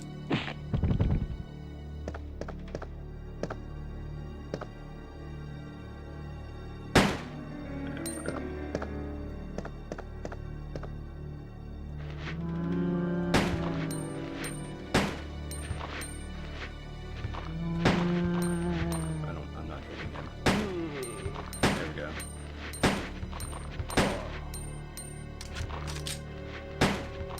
Oh, he moved.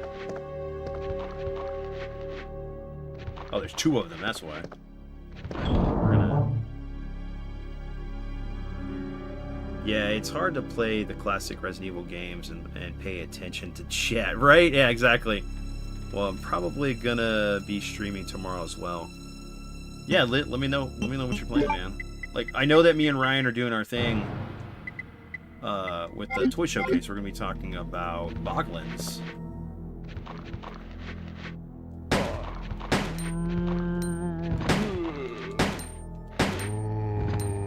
Ooh. Is there blood? There is blood. Yeah. There we go. Let me see.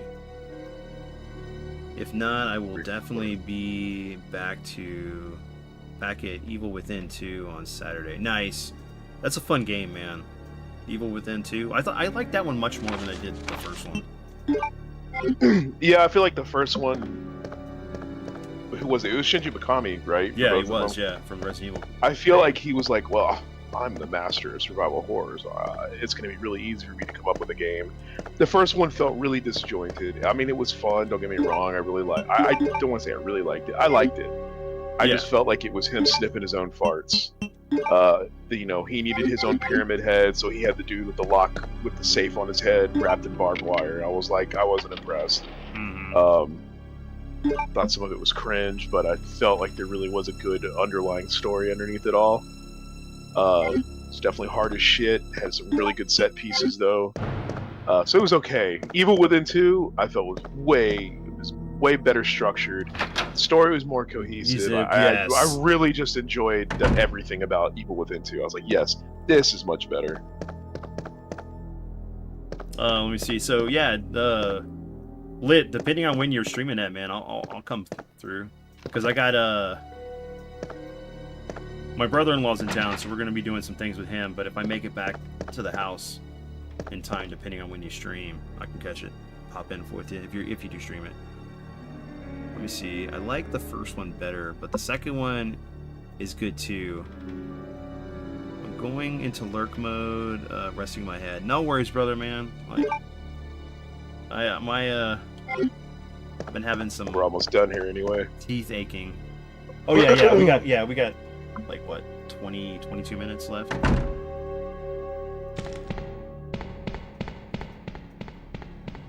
I don't know. I was tired from the night before because of picking up the Switch 2. I didn't go to bed till 2.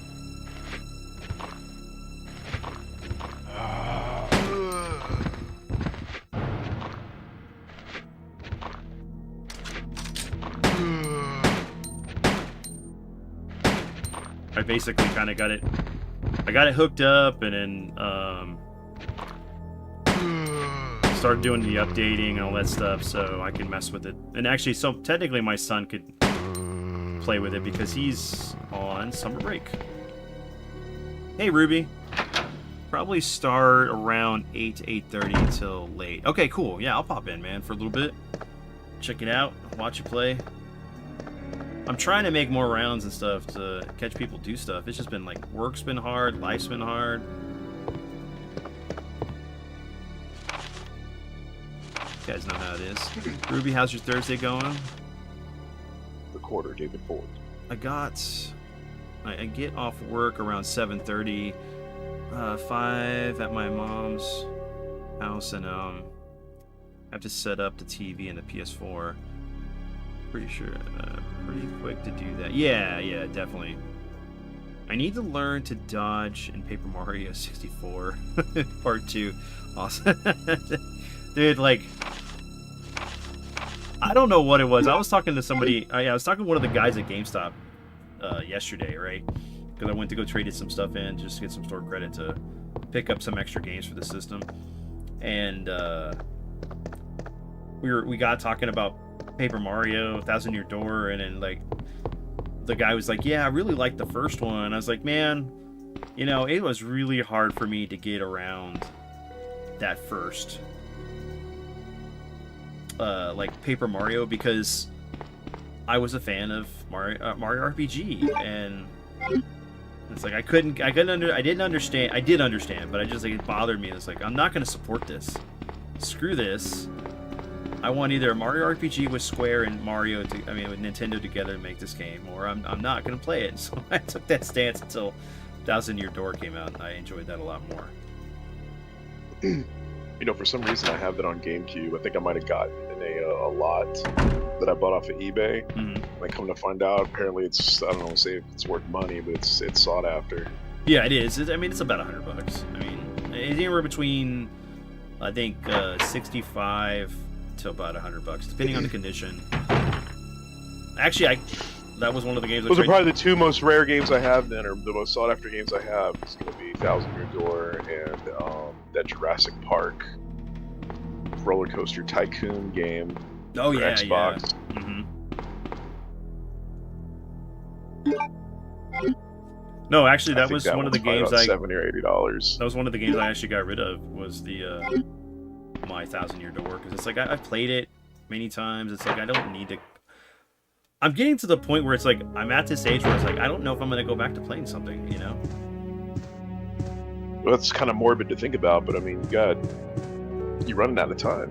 Hell yeah, man! I got so many new games to play, so much new shit to experience. That's why I was kind of looking forward to what's going on right now, because I mean, unless I'm forgetting something huge, I don't have anything really outstanding that needs my attention until Death Stranding 2. After Death Stranding 2, there should be a decent gap for me until Borderlands 4. Yeah. So there's a lot of, I don't want to say retro, but there's a lot of games that I have that are new, semi-old, that I've got to play, that have been sitting there. Mm-hmm. Like I bought Daymare 1994. I still haven't even run through yet. Yeah, because I That's need to been finish, sitting there. I need to finish the first one, and then I need to get that one. I loved it. Yeah. From what I've seen, I don't know if I'm gonna like this sequel as much, but I love the first one. I thought it was awesome. Lots of really good callbacks to other survival horror games. Just really well done for the the size of the team and the budget. Mm-hmm. So, looking forward to the 1994, regardless. So yeah, I think I have Alan Wake 2 DLC that I haven't even touched. So let me see. So I got semi back catalog. Got to play Super Mario RPG for the Super Nintendo soon on the CRT. Dude, it's a great game. And even if you have the Switch and you play the remake for it, it's decent. They did a good job. Let me see. Ruby said my Thursday is going great. Hubby and I just got back from the gym. Found out I have a blood pressure problem, even though I'm not overweight. Doctor said I need at least start doing a few hours of cardio a week. Yeah, it's amazing, like, if you're stationary, how, like, your health can get bad. Like, you really need to at least do some kind of stretches or something, at least a day. Some kind of activity, because if you're stationary, it's not good for us as humans. Let me see. We had to change up the diet as well, unfortunately. That's the thing I had to do. But it's okay to have a cheat day.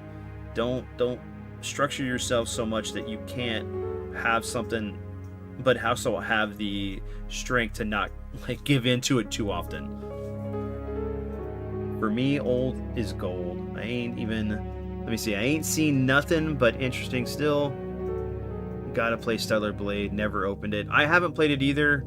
And Great White North like raved about that game. I still need to play it myself. Let me see. I still need the Capcom Fighting Collection 2. It's still sold out here, dude. Try to see if you can get it online through GameStop or something, or Best Buy. I saw somewhere where they had it up. Did I save already? Let me look. We will check.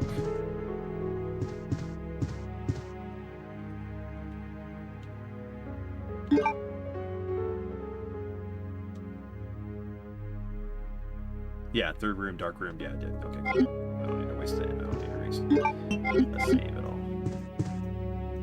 Yeah, but I mean, there's so much stuff coming out, dude. Like game-wise, and there's still things that like I need to go back and play that I never did. But like with the state of play, I mean, we got the announcement for Final Fantasy Tactics, the Evilist collection, which is weird. I thought they were gonna do like the Lion Year War, but then remastered. But like it's weird that it's like a collection or Chronicles, and it's basically just the two games, or the first game, one remastered in the original and in the original condition. So it's like, is it really a collection? It's kind of weird.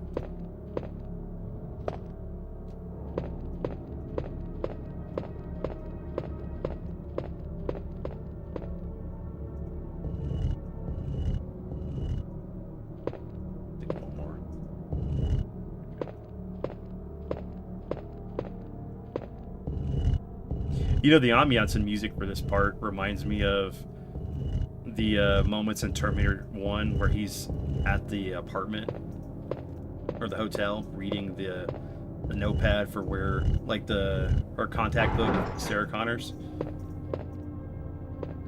Hey buddy, you got a Hey buddy, you got a dead cat in there? Fuck you, asshole. Sorry, I had to. I sorry guys. I know I do cuss. I try to, you know, it's usually a quote or something. A cuss quota. Yeah, I got a cuss quota. I need to put that like a cuss counter. Let's see. Let's go. Still need to Capcom.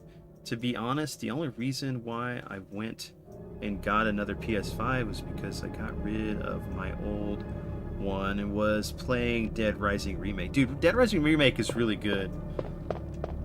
And, you know, it's one of the things that I like about kind of like the modern age stuff that's going on is these collections we're getting. So if I can get a collection that has, you know, 4 to 6 games I own physically, and I can now be able just to play it, and it takes up less room in my house when I collect other things too. And sometimes it's a good thing.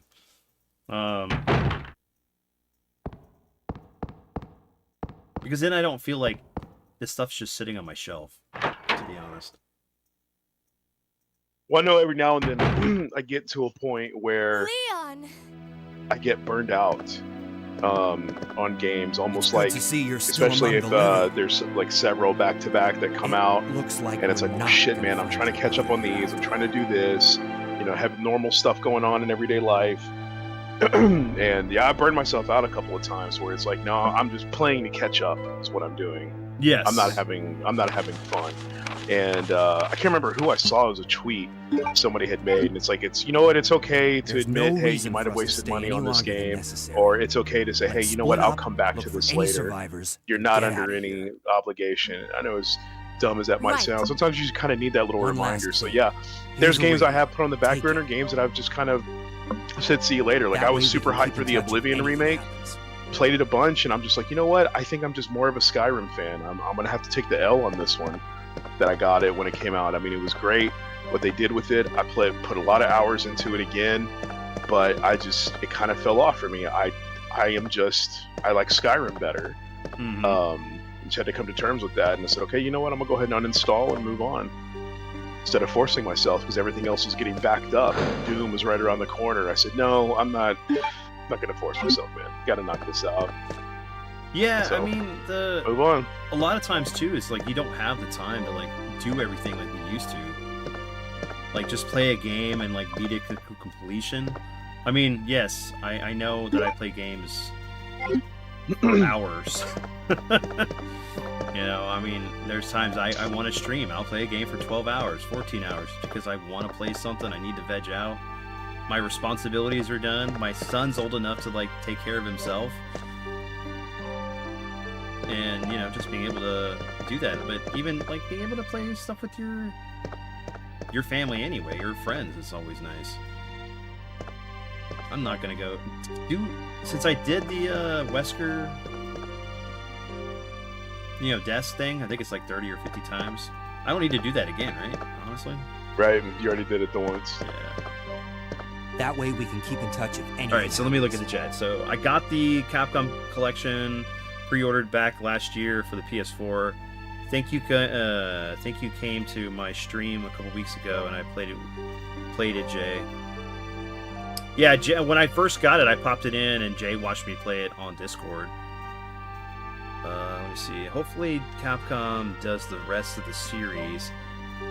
Bring back Dead Rising 3 because people missed out on that one.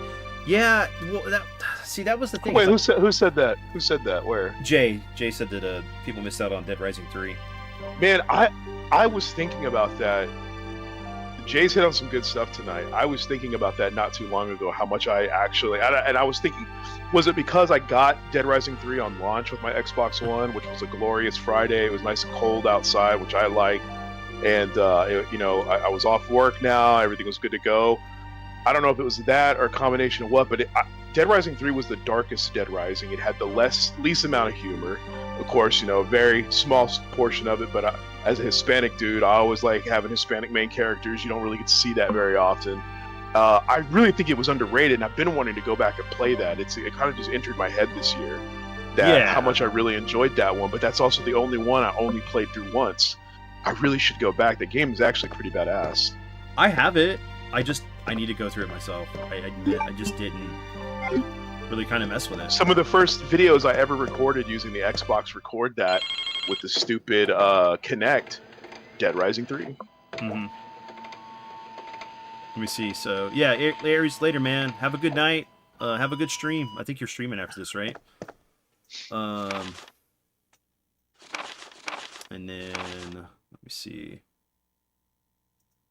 Hopefully, okay, Dead Rising 3. Yeah, you know, Dead Rising, dude, I'd love to see 2 remake, because Chuck Green was such a cool character, and I loved everything with, like, being in that kind of, what was it? It was supposed to be a resort, like it was in Las Vegas, because it was technically in Nevada. And that'd be awesome. It was fun. I mean, it had some of the tightest timers, mission timers of any of the games. But the AI was better, so your escort missions weren't as hair-ripping as it was in the first one.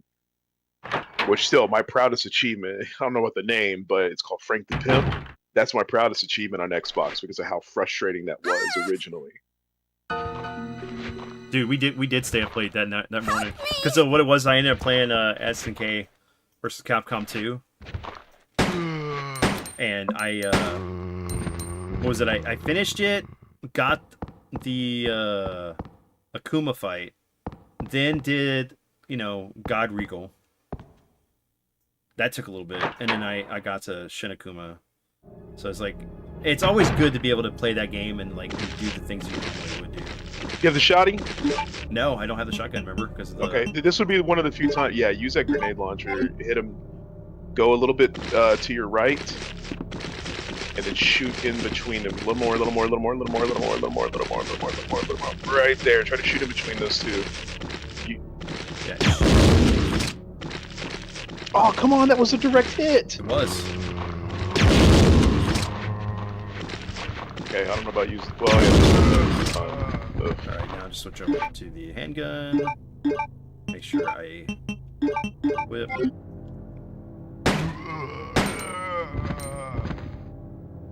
It's too bad they don't catch on fire, man. You know, there's flames there from the grenade launcher. Well, if that's the case, they really want to be real about it. Not only can they catch on fire, but before they fall, they grab you and catch you on fire, so you take burn damage. Yo, what's up, Ryan? Let me see what else. I got the second one with with the 2 Power Stone games, yeah, which was so nice that they did that. It's just weird that between both these collections, we only got Rival School or Project Justice, right? We didn't get the first Rival Schools, and we definitely does need to come out. Let me see. Man, I always wanted to play. It's gonna freak you out, but I never got to play Power Stone. So every time I'd go to Bobby's house to play, they only had 3 controllers, and like they literally would not pass the controller. So I'm sitting there waiting on it, I'm just sitting there watching them. And then I remember telling Alex Ansari that he's like, "Well, yeah, you just come over to my house and play."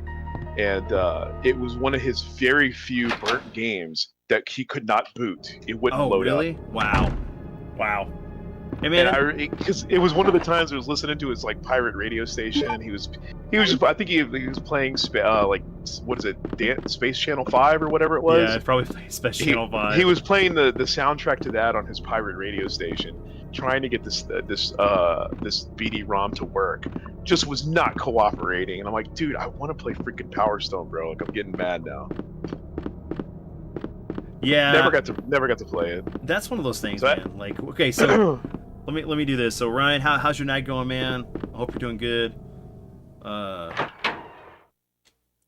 So like, Alex was one of those guys. Like, he is the most hardest working. Single-handedly killed the Dreamcast. Now. Yeah, definitely. Yeah. No, but he's one of the most hardest working guys we know that like could. Like, he was an entrepreneur, like in school. He was, because he doesn't do that stuff much anymore. It still is. Well, I mean, he's more of a businessman now. He still got it in him. He does. But like, the shenanigans that we did with him, and the things that he did, and I know he doesn't like to talk about it. We're not giving last names, right? So he had guys that would do the whole burning Dreamcast games, selling it at the school. And then we did the thing that we did was we took MTV Music Generator, made music tracks, and then we were selling our CDs to the kids on campus. It was so good, but hilarious at the same time. Of all the things that we were doing back then. You need an item chest. Yes, I do. We need to backtrack. Hey, if you're gonna rock with the bolt gun, you're gonna need to drop that grenade launcher. You just don't have the space. No, I'm probably gonna. Well, I mean because the grenade launcher is essentially going to be your boss weapon. Yes. Until you pick up the Mac 10. And I have those 12 rounds of the acid. Yeah, I'm telling you, you save that for your boss stuff and get used to using the bolts. And remember, they spread like shotgun rounds, so the closer you are, the more bolts will land into a single target. If you're further away, they're going to spread for crowd control. Mm-hmm. And you can use that combined with your pistol for like a sort of a I don't want to say damage boost, but it's better. If you hit a zombie that has a bolt in them already, they're going to take more damage, basically what I'm trying to say. Yeah. Probably don't need that. And should be enough to grab some of that stuff. Actually, probably need to just put up the, since I'm right here, put up the this, because I don't need that right now.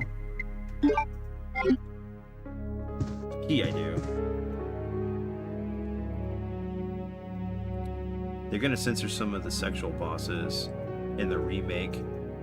If they did them... Oh my gosh, yeah, especially Dylan. Yeah. Which game?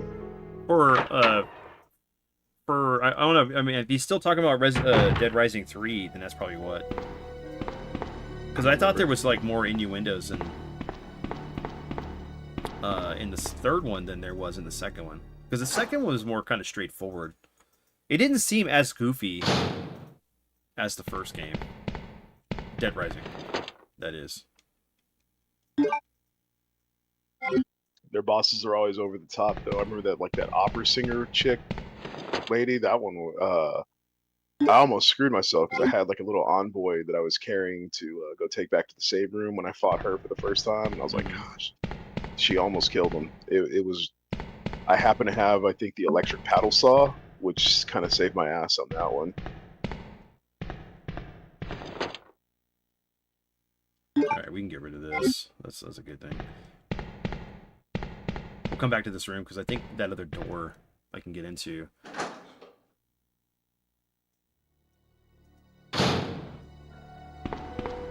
Yeah, so I've been playing Expedition 33.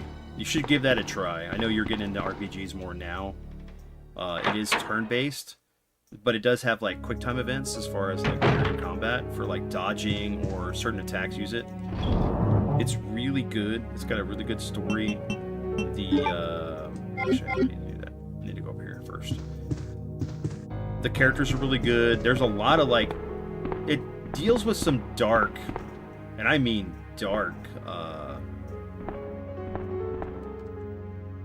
like, content.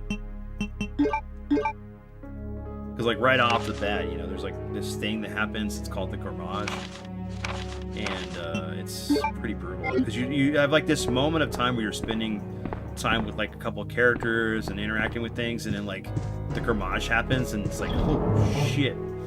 But I won't give too much away so people can experience on their own. But it's a good game. I'm working on actually kind of breaking it right now.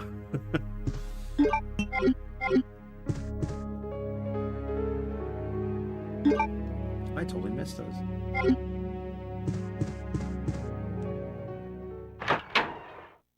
The first one was serious. When it was supposed to be, though. Brad, Carlito, Cliff, Jessica, serious parts of the game. Yeah. I mean, I covered wars, Frank was one of those guys, man. You know what's weird? I never understood why that line took off. I don't either. Of all the things that he said, like for me, it was always fantastic. You would take the perfect picture. Yeah.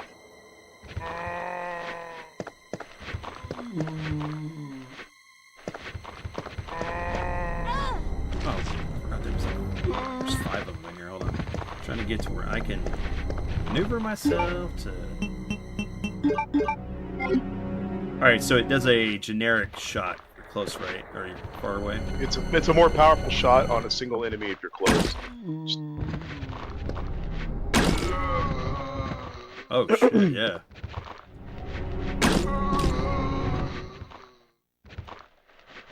Come on, home cheese. Yeah.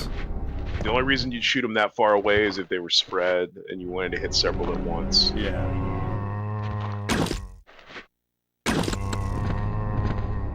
So look, the next time that happens, pull out your gun and shoot him. You should 1 or possibly 2 shot him with the pistol after that. That way you save your bolts. Because remember, if you have 36 bolts or whatever, you're not shooting. You don't pull the trigger once and then it goes to 35, 34, 33. It takes 3 at a time.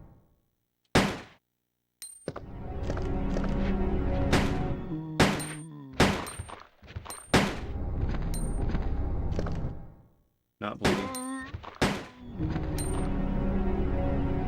There's the blood. There you go.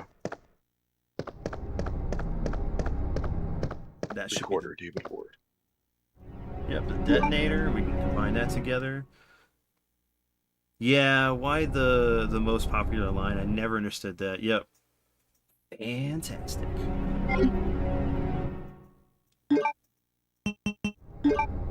They did a really good job, though. I was gonna say, speaking of being sick, I remember when Dead Rising 4 came out. I don't remember buying the game. I don't remember. Well, I'd have to go look at the year and try to pinpoint exactly where I was in my life. But I remember playing it and just being sick as a dog. And it was it's actually the only Dead Rising game I did not try to get every single thing done. That one I forced myself. I was like, it was another one of those death door sicknesses I get every 7 years. Mm-hmm. And yeah, that one was bad. I don't remember very much other than it left the ending was kind of open-ended or whatever. Yeah, I definitely think it got more fun for me towards the end, but I was also starting to feel better. But I never went back and played Yeah, no, I never went back and played that one again. Yeah, I need to But finish it. talking about 3, I wonder if 3's on Game Pass. If it is, I'm gonna download it. I mean, I have it. I can let you borrow it if you want. Okay, we'll throw it. I'll catch it. Yeah. You just come through, brother. I got you. No, yeah, let me see. Even the 3D Mario games and the RPG ones, not enough people stream them. Yeah, I'm gonna start trying to stream some more stuff. Like, I know that after this, I want to stream Resident Evil 3. But I do want to do a stream of me playing. What is it?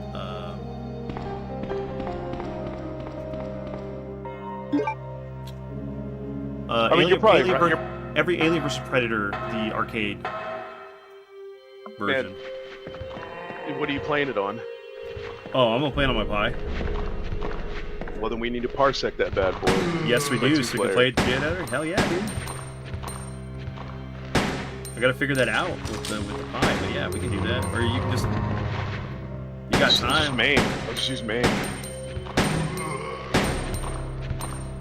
Yeah, we gotta figure that out. That'd be awesome. We can play that 2-player.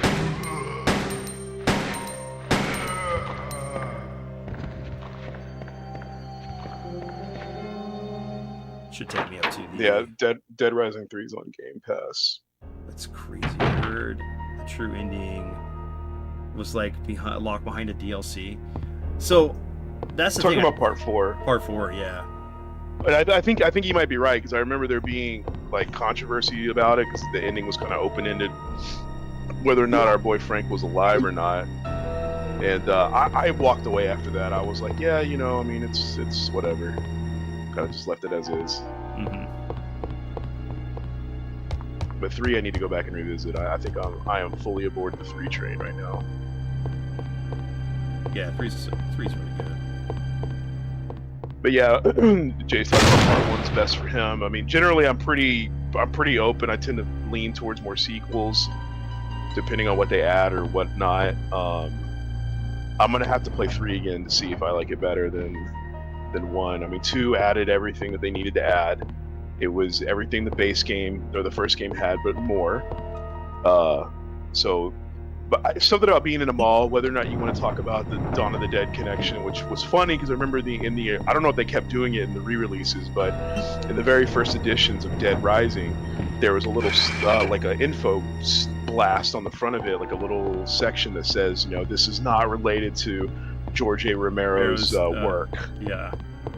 Well, and that which was what was thought cool. was really like, cool. When you first showed me the game, because like I remember I was like, you need to get this and stuff, but like check this out. And you were in the grocery store playing the Dawn of the Dead music, and I was like, oh my god, I need this in my life. Yeah, it was. I thought it was a perfect length for a game. You know, it wasn't too hard, it wasn't too easy. Once you got kind of tired of just blasting through all the zombies by making the weapons and all that good stuff, it was still fun. You could still sort of like map out how you were going to go through the mall to get from point A to point B. Of course, you know, the grocery store being one of the best places to get your food. Some of the other places that had respawning health, like in the main foyer, you could jump up onto the balcony that overlooked the entrance, and you had a katana sword and orange juice. So you had one of the best weapons in the game. Yes. You had the orange juice that if you that use the gave pie, you know, four or five health units, which came in handy as you leveled up. Well, you had the pie too, remember? Like if you used the pie and the orange juice, you could do the whole untouchable. Oh yeah, you know, and plus that was the other thing too, is that the like the juice bar or whatever that had the blenders was right there in the front as well. Mm-hmm. So you always had a source of respawnable orange juice that you could get, which was always a good base to make your drinks. Which I only use the drinks really for the boss fights. I didn't really use them for my regular work. But yeah, I remember the hardest part of that game to me at the time, even to me personally, it was even harder than the Frank the Pimp achievement. But I got Frank the Pimp my second playthrough, so I was already familiar with the game. Mm-hmm. Beating the convicts for the first time Oh my gosh, dude. in the middle of the mall was in the courtyard area. Man, yes, one of the most infuriating parts to a game. Like I don't want to say it was gonna make me like quit the game. I hated it at first. Whether they were playing that funny ass song while you're trying to fight them, it was loud as hell. If you stream it now, we'll get you copyrighted, which is nuts. It's like, dude, nobody has even heard of that band. They probably sold like 5 records. It's funny because the copyright did. Yeah. Are you heading out, Jay, or was somebody leaving? I didn't see it. I think Jay may be headed. Yeah, Jay, if you're heading out, bro. Anyway. Yeah, let me go save it. We're good for now. I mean, there's still. We got the jewel to pop into the room with the liquor. We have the key to finish to open up a couple more doors. We actually just got the. Oh, come on, Cat! You're about to knock over my phone, sweetheart. Arf. And then we got the detonator to go back up on the second floor to go get to the police. You may want to have some more bolts before you do that, because I think that's when you're going to start seeing the liquors in the hallway. Yeah. Plus, I think you run into X one more time up there. Oh, okay. No worries, brother. It was funny because Night of the Living Dead is supposed to be copyright free. It is. So it's in Night of the Living Dead. 1968 is in the public domain. So that's why if you go look up DVDs or even Blu-rays of that one, there's a ton of different versions, because any Tom, Dick, and Harry DVD press or Blu-ray press service can go ahead and get a copy, do their own remastering to it or whatever, and then press it to disc. I have one of the better ones on DVD. I haven't checked back in this market for decades, which is weird to say, but I have the Millennium Edition of Night of the Living Dead 1968. Yeah. Which got me funny, okay, quick story, it got me death threats. So really? On there is director's commentary or what have you. So I was listening to it while I was watching it, and one of the actors in there is doing the commentary, and of course this is years and years after the fact.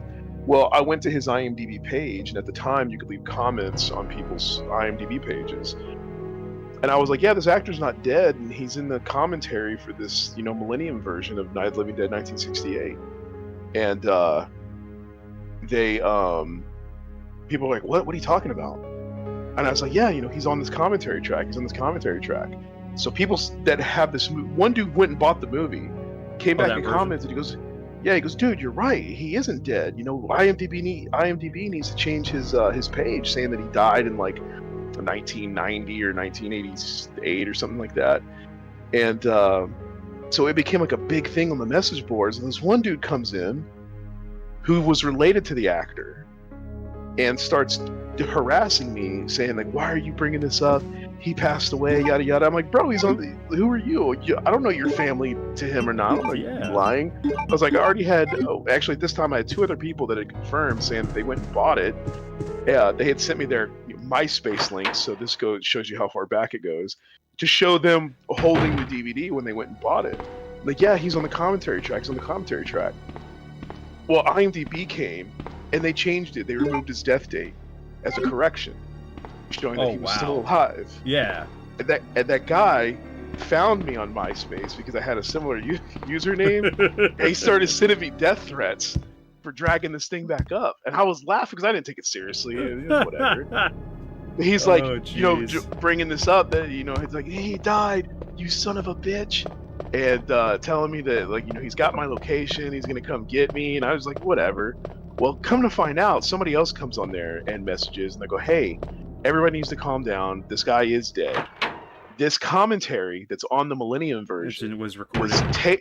It was taken from the Laserdisc version that was released in like 1991, 1992. So the guy was in fact dead, but they just, because it's in public domain, and they just grabbed that shit, they just threw it on there. And I was like, what? That is hilarious, man. So, so then that guy kept messaging me. He's like, how do you feel now? You dumbass? How do you feel? He's dead. And I said, you know what? I'm just not going to reply to the guy. keep setting him off. Dude, if he just showed I up left it alone. if he showed up in chat right now, you're like, he's dead. You should just left it alone. He's dead. You're bringing it back up.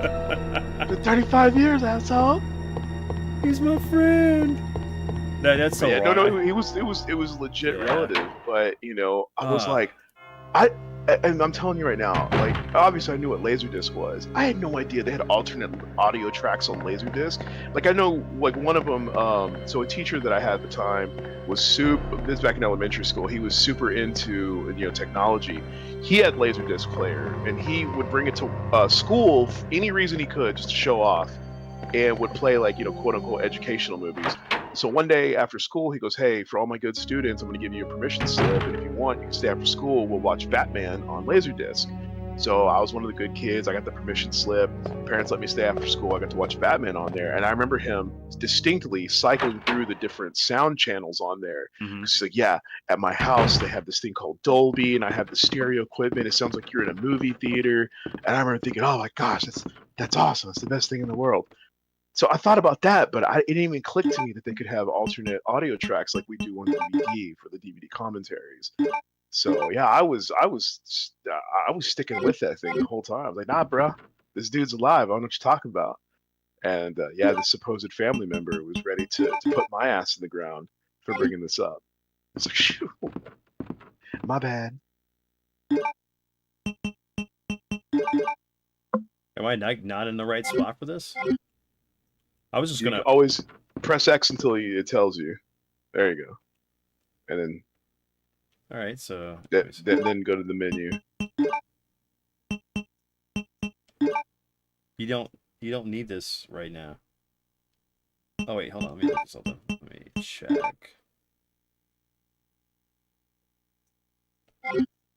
Yeah. Put it on the go right in there in the corner where the helicopter door and the wooden door meet.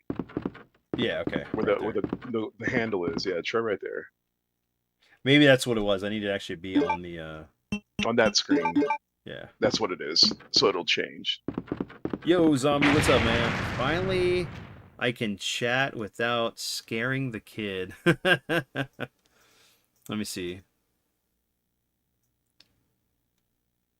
I need to rewatch the remake. Oh yeah, dude, like I'm sorry. As much as I do love like the remake better. I love the remake better. Yeah, Tom Savini did a fantastic job. Awesome soundtrack. Awesome, yes, totally awesome soundtrack. And again, you know, R.I.P. Tony Todd. He acted his ass off in that movie, dude, which made it even better. Got some of my favorite lines that I still use to this day. When he was talking about fight what you're thinking, fight what you're feeling. I still say that I'll shoehorn that in a conversation if I can. I haven't been around you. Man, I can't even get the line right. But when he's talking about frickin' Koopa. It's like, I haven't been around you very long, but I already know enough not to like you. Was it you? Idiot? I mean, the whole movie has tons of quotes, but that's my favorite one. The TV signal isn't gonna work in the basement. You can't get TV signal in the basement, dickhead. I'm terribly sorry. Another good one from Cooper was whenever him and another time him and Ben are getting into it. He's like, that's me. He's like, man, we don't have enough gas. He's like, man, Evans City's more than 5 miles away. He's like, man, we can make 5 miles on freaking fumes. Yeah. What if you know, Cooper? Just like all you willing to take that chance with the girl? God, I love that. That is my. I wanted them to do that kind of remake with Dawn I of the was Dead. told to look and that after remake her. we got was garbage. But I failed. I mean, well, miserably. I'm sorry. I take that back. I enjoyed that Just remake look up to at a her. certain point. It's the Day of the She was a Dead true that the remake was garbage. Her skin, nothing I short. forgot all about that. Wasn't Ving Rhames in that one? Well, yeah, Ving Rhames was in But it will the soon Dawn. putrefy and she thought will he was in turn Day. into a zombie No, within he the was in- hour. He was in Dawn? Oh, Okay. Yeah, he plays what's his name's? Day was the one with the vegetarian zombie or something? Yes, yeah, In yeah. a manner of The speaking, vegetarian yes. bub? Yeah. Either by putting That's a what bullet they say. through Instead her of him being brain, trained to not eat or by decapitating and be her completely. a zombie, he's just a vegetarian. It's like, oh great. Speaking of that, so when my niece was I think young that and taxidermy baby, used still to learning be how to my talk, hobby. my sister, no she knows longer. about zombie movies, Please. obviously because of me. I'd really like to Well, be alone when my now. niece was That's a growing up, disgrace. they're trying to get her to say mama, mama like that, and I would go to her and I go, no, no, no, Sophia, say hello, Aunt Alicia, hello, Aunt Alicia, because remember that's what the doctor was trying to get Bub to say in that Yes. telephone that he handed us, like hello, Aunt Alicia, and my sister found out what I was doing. She's like, hey, don't tell her to say that. It was like my mom was all confused. She had no idea what was going on. I was I'd like, really why is like to that be bad? Why is alone that? now. She's not zombie. It was funny because she legit was pissed. She's not a But it was also cool because she remembered where that came from. She remembered it was Day of the Dead. Yeah. Because that movie had the scene that scared her the most, which was a simple scene. But she jumped up and ran out of my room. She didn't finish it. But it was whenever the three of them are escaping through the tunnels, the caves, and the one dude kills the zombie with the shovel, then kind of bisects his head in half with the shovel and like scrapes it off, real good kill. Mhm. And as they run away, the camera shows that hey, he didn't destroy the brain. So as it shows them running away, it's sort of focused on the other part of the severed zombie head where the eyes are, and the eyes start looking around. She Yep. wasn't expecting that, and she freaking screamed. Man, dude, like I still have that one, the special edition DVD that came out for Dawn. The one that you told me to get, like not the Blu-ray one, but the other one. Yeah, the one in the black Yeah. case. I have that one too. That one's sick. It's really good. Let me see. So they're talking about Candyman. Let me see. Candyman 2021 was a disgrace. Jordan Peele, overrated. He wrote that movie. And then Lit said Candyman 2021 was okay. Explained more of the story, but didn't lie. Jordan Peele horror movie for the most part. Didn't like it for the most part. There was predictable, and he added humor to them, which makes them not scary. Right, exactly. I mean, you can have humor to help, like, detensify the, the tension that's going on, but you got to know how to write it right. Yeah, I do like Jordan Peele movies to a degree. Wait. I liked Us. I liked Easy Get Out. there. I'm not a But zombie. You're safe yeah, now. when he shoehorns the humor in there, and I'm very picky. Like, somebody was like, "Well, you love Shaun of the Dead." I'm like, "Well, that was you knew what you were getting ahead of time with Shaun of the Dead. It was meant to be It was meant funny. Yep. Like Return of the Living Dead are meant to be funny movies.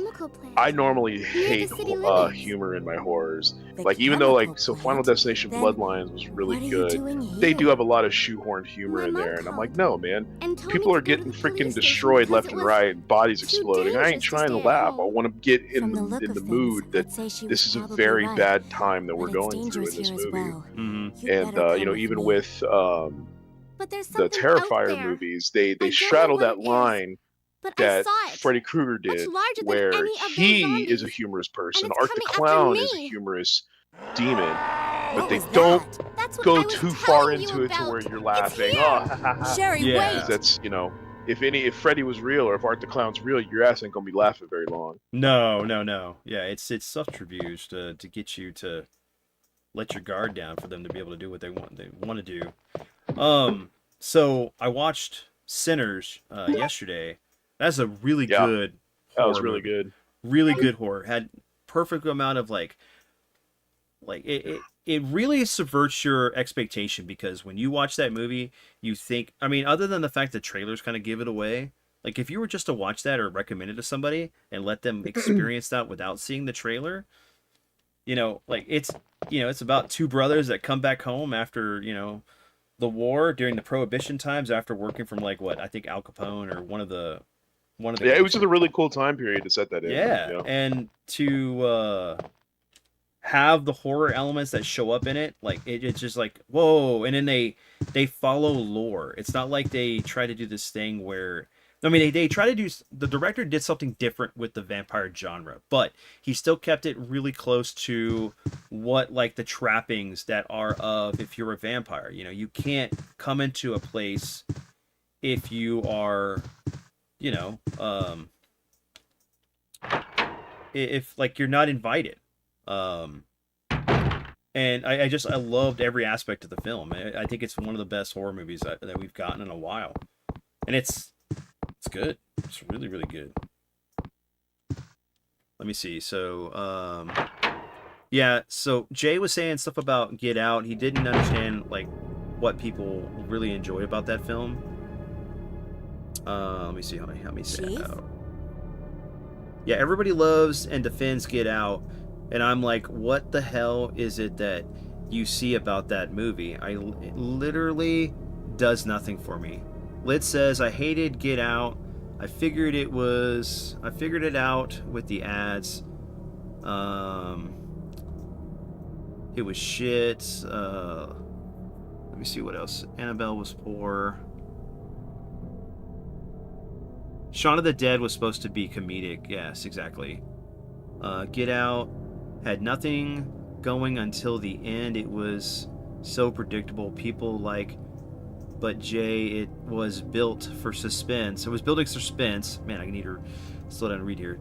They even put that movie next to Halloween 1 and The Shining. I don't know how you can compare that to Halloween 1 and Shining, but let me see. Zombie says Get Out had a creep factor, but yeah, it was predictable. Us, okay, that was the thing. Us is the same thing. Well, and that's the problem. Like, I think that both, like, he's a really good director, but like when you write some of this stuff, sometimes you end up becoming like a one-trick pony, where all the stuff that you do just kind of seems to be very similar, right? Don't tell me you're calling him M. Night Shyamalan. But what a twist. Let me see what else. Finally, somebody that didn't like Get Out, just like me, is what Jay said. Well, was there any humor in House of a Thousand Corpses? Dude, there was tons of... Between that and what was the other one they did? That freaking Rob Zombie did. Yeah, that's part of the whole that series. I think it's what is it? Salem, the Wishes of Salem, or because he did that whole album that was basically kind of. It's on the tip of my tongue. Say it's like Hell's something. Sinners was decent until towards the middle for me. Devil's but I see why Rejects, people like Devil's Rejects, yeah. Then the ending of Get Out was hilarious, ruining any scare factor of that movie. I liked House of a Thousand Corpses. I liked Devil's Rejects. I did not like Rob Zombie's Halloween. I thought the first one was good. It doesn't really compare, but it was like his take on it. But I didn't like the second one. Did you watch the last one? Oh, for Halloween. Halloween Kills. I liked it. Yeah. Yeah, I think with Jamie Lee Curtis in it, kind of made it easier to stomach. I like what they did with it, so I thought that was. It's definitely a mixed bag. I mean, it was cool, because it almost seemed like, because the way Carpenter had envisioned it, it was like the boy was possessed by Sam Hain, the spirit of Halloween, the evilness and stuff, and like they almost kind of played up on the fact that it almost left him, and he was just broken in the sewers and stuff, and then the kid, was kind of the person that was taking up the murders until he got it back, and then but I just think that what Carpenter was originally trying to do, he wanted to do a series of movies that were kind of vignettes of different things that happen around series. Yeah, an anthology series around Halloween.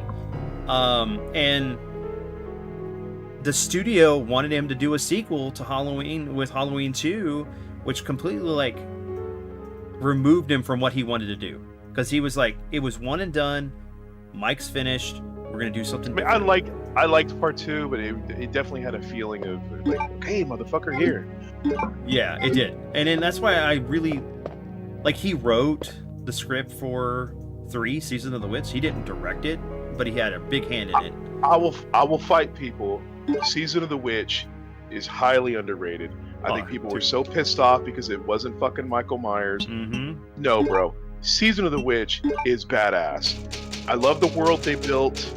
I love it. It really was genuinely terrifying. Like when that kid, whenever they do the test chamber, and the kid's in there with his family, and he puts the mask on and just freaking corrodes in front of his parents. Yeah, he's all like this, and it just freaking dies. Dude, that movie is a downer. You don't. It is the perfect. It is a perfect John Carpenter film on the fact that like most John Carpenter films always end in a obligulous. Can't even say it. Damn it.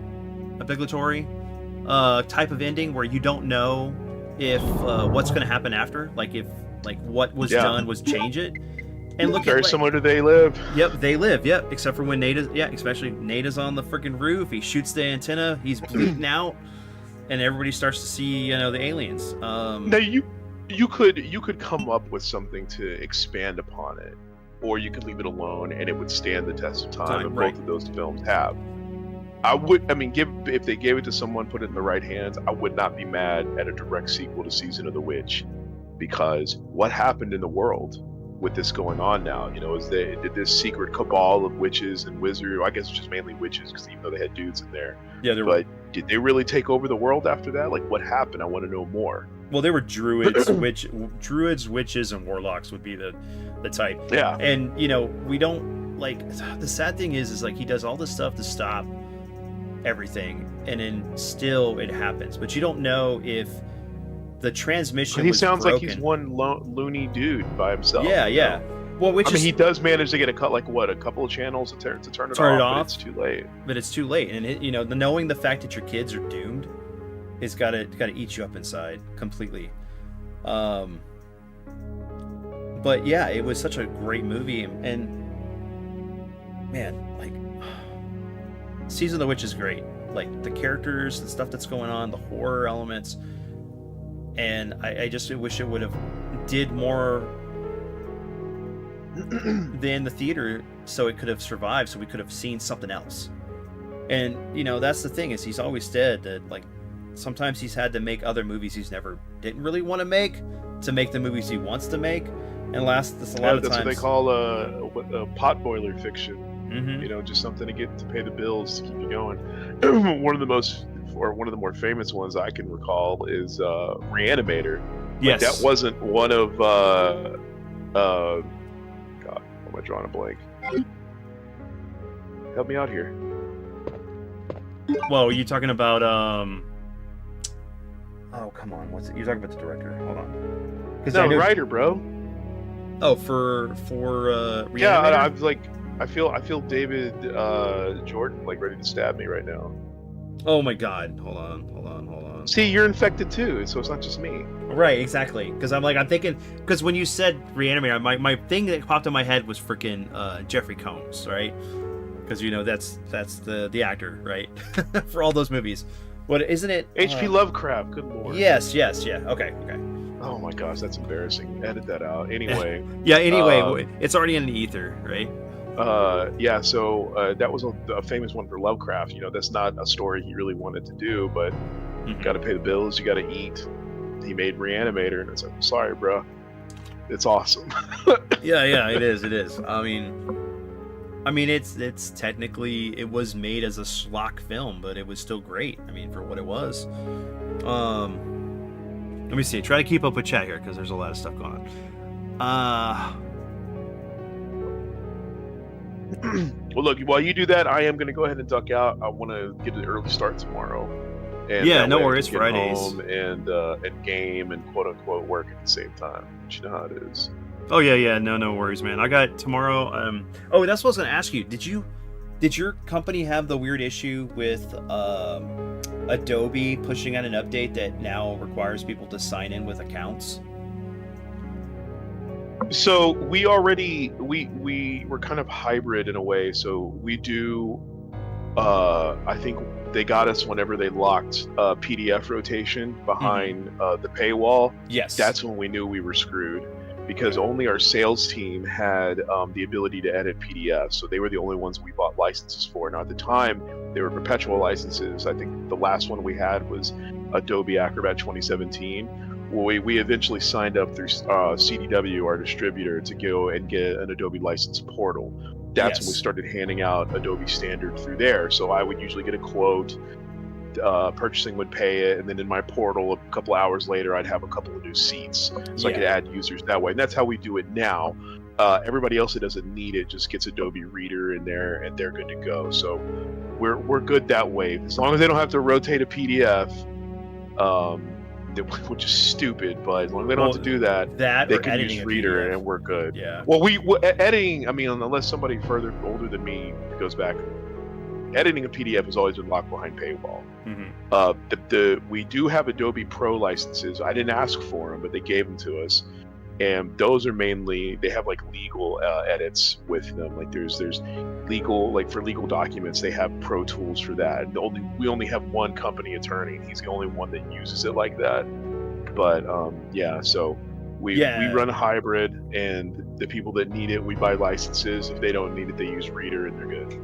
Yeah, because we were installing the free version for people to be able to just open up PDFs, and then we had the paid version of Adobe just recently, so they can edit it for that stuff. But the sad thing is like this all happened within the last 2 days, and we had our banking team. They get invoices and stuff all the time from like different banks that we deal with and stuff like that, and they can't open them. They can't open those invoices. So what happened is that so your AP team, they were using free Adobe. They didn't require the paid version? Nope. Yep. Not at all. Because all they were doing was they would open it, print it, sign it, rescan it, and send it out. Because we have companies that we deal with across the U.S. and internationally.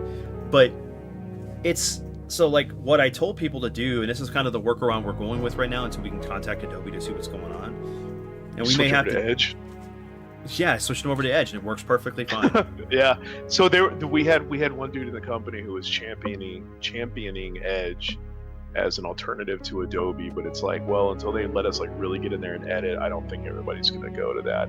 So like he took it upon himself to change his default PDF to Edge. Yeah. He tried. What pissed me off is he went and got his girls to do the same thing because he's over one of our other departments. It totally screwed things up, and I said, look man, don't ever do that again. You see that you created way more chaos. Now I got to deal with this crap. He's like, well, I just thought it would be good. It's like, no, just don't think. Oh, you're so mean, Andrew. Yes, I am. Yeah, but we're looking at Foxit, and then possibly seeing. But it sucks because like everybody in the company uses the Adobe, and it for a they're license, used to it. Yeah, and a license for it is $200 per person a year.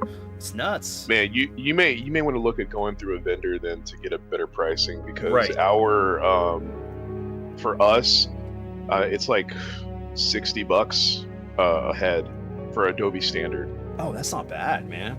Yeah, okay. It's under $100. It's under $100. So we go through CDW. Okay. Our rep, I think, is based in like freaking Fort Worth, or up there near your dad. And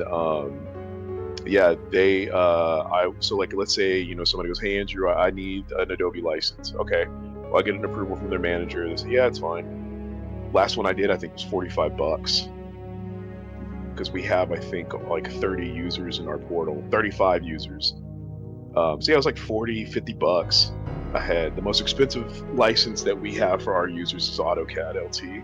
That one I think is $350 to $450 a head, something like that. Because when we re-up those every year, that's like $14,000. Mm-hmm. So, but yeah, for Adobe, I think it was like $3,000 for our annual renewal. Yeah. Because I'll what do they go, co-term or something like that? I don't remember what it's called, but like I'll buy a license and make sure that it lines up with our main renewal date, so we're not running into multiple renewals. Mm-hmm. So yeah, it's very easy. So I mean, it's something to consider if you guys want to do that, if you want to go through a vendor. Yeah, I'll talk to my my manager, my VP about it and see what he says. But Yeah. man, thanks for hanging out and stuff. We got through Leon. We're on players now. I've already saved it, guys. I'll as he leaves, I'll catch up with chat, hang out with you just for like another 10 minutes, and then I gotta go. I gotta get some food in me. But I do appreciate you guys hanging out. Yeah, this is a good one. I think we hit 10 at one point. Dude, I can't see on my phone. It still shows like 5 people. No, but yeah, yeah, that was good. Some people in here I'd never seen before. Lit, Jay. Mm-hmm. Jay came in with some really good shit. Yeah, and in zombie. Yeah, and I'm totally playing Dead Rising 3 this weekend. Even if I don't have, right. even if I don't have Doom finished, I gotta hit up Dead Rising 3, man. It's so good. Oh yeah, definitely. I mean, we'll definitely what we'll do is we'll do a stream at some point. Of like I think I'll stream the damn thing. Just hanging out and playing, or like talking about like horror movies or something. Maybe I can get a. Yeah. We need to do that. Talk about some vintage stuff. Because like I'm missing this stuff. I apologize, guys. I apologize. Normally I'm good on this, but I got deep rooted in like talking about work.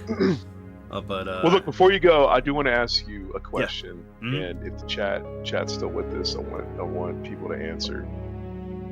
What is a horror movie that you know is not good, but you love it?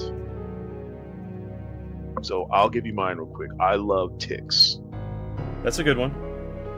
It had some terrible special effects with some semi-decent ones, like when Carl gets ripped in half because he had the tick inside of him. Mm-hmm. It was not great, but it was also horrifying at the same time.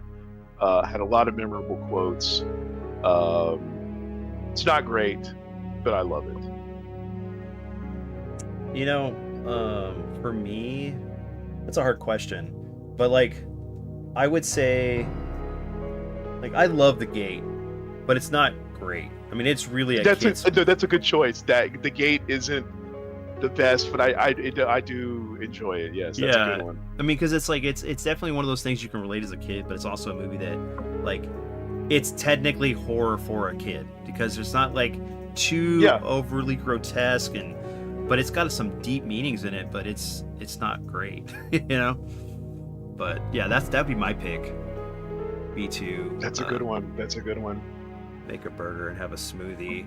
Let me see. All right, but yeah, man. We'll let the delay catch up to some of these people real quick. Yeah. Since there's a, let's see what the answers. But while we're waiting for that, that's a good one. Yeah, dude. Like it was me that or like Critters and Critters 2. I mean, like those movies are great, but they're not. Oh my gosh, I haven't seen. They're Critters. not great, you know. Because I mean, it's like I think the second one is always my favorite.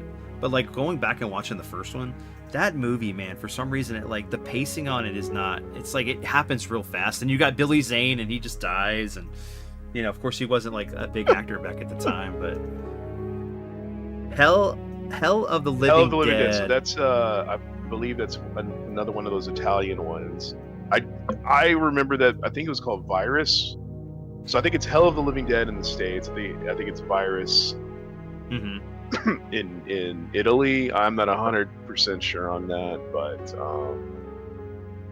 yeah, that one's I could see that one being a movie that's not great, but you have a soft spot for it. Jay, people don't like Child's Play 3. See, I gotta agree with Jay here. Child's Play 3, I think, is the one where Andy's grown up and he goes to military school. Yep. I really like that one, dude. I do too. I've talked to Jay about that. I enjoy 3 more than like 3. 1 Yeah, hey, don't get me wrong. I freaking love 2. I love the way 2 is filmed. I think Night, Linda. It's just very cool. But yeah, 3. I really like 3 more. Mm-hmm. Okay, now I will disagree on Freddy vs. Jason. I think that was a good movie. So fuck you. Jeez. Halloween 5, Halloween 4. Okay. But good stuff. So yeah, we'll definitely next stream we'll definitely be talking about more horror stuff, guys. And so if you guys are into that, we'll definitely break that down. But I do need to go. My wife's hovering over me. She needs.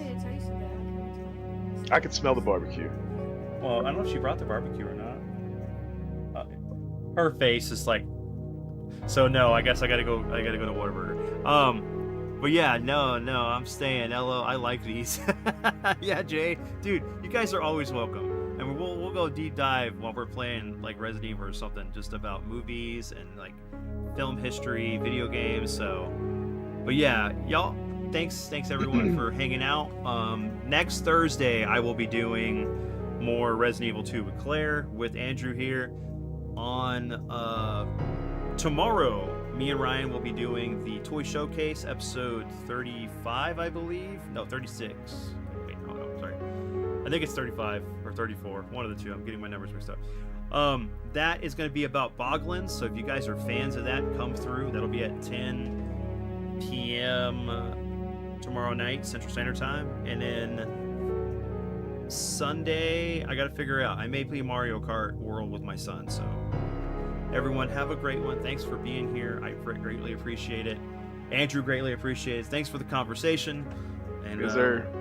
We'll catch you guys and gals later. Peace out, everyone. All right. Have a good one, everybody.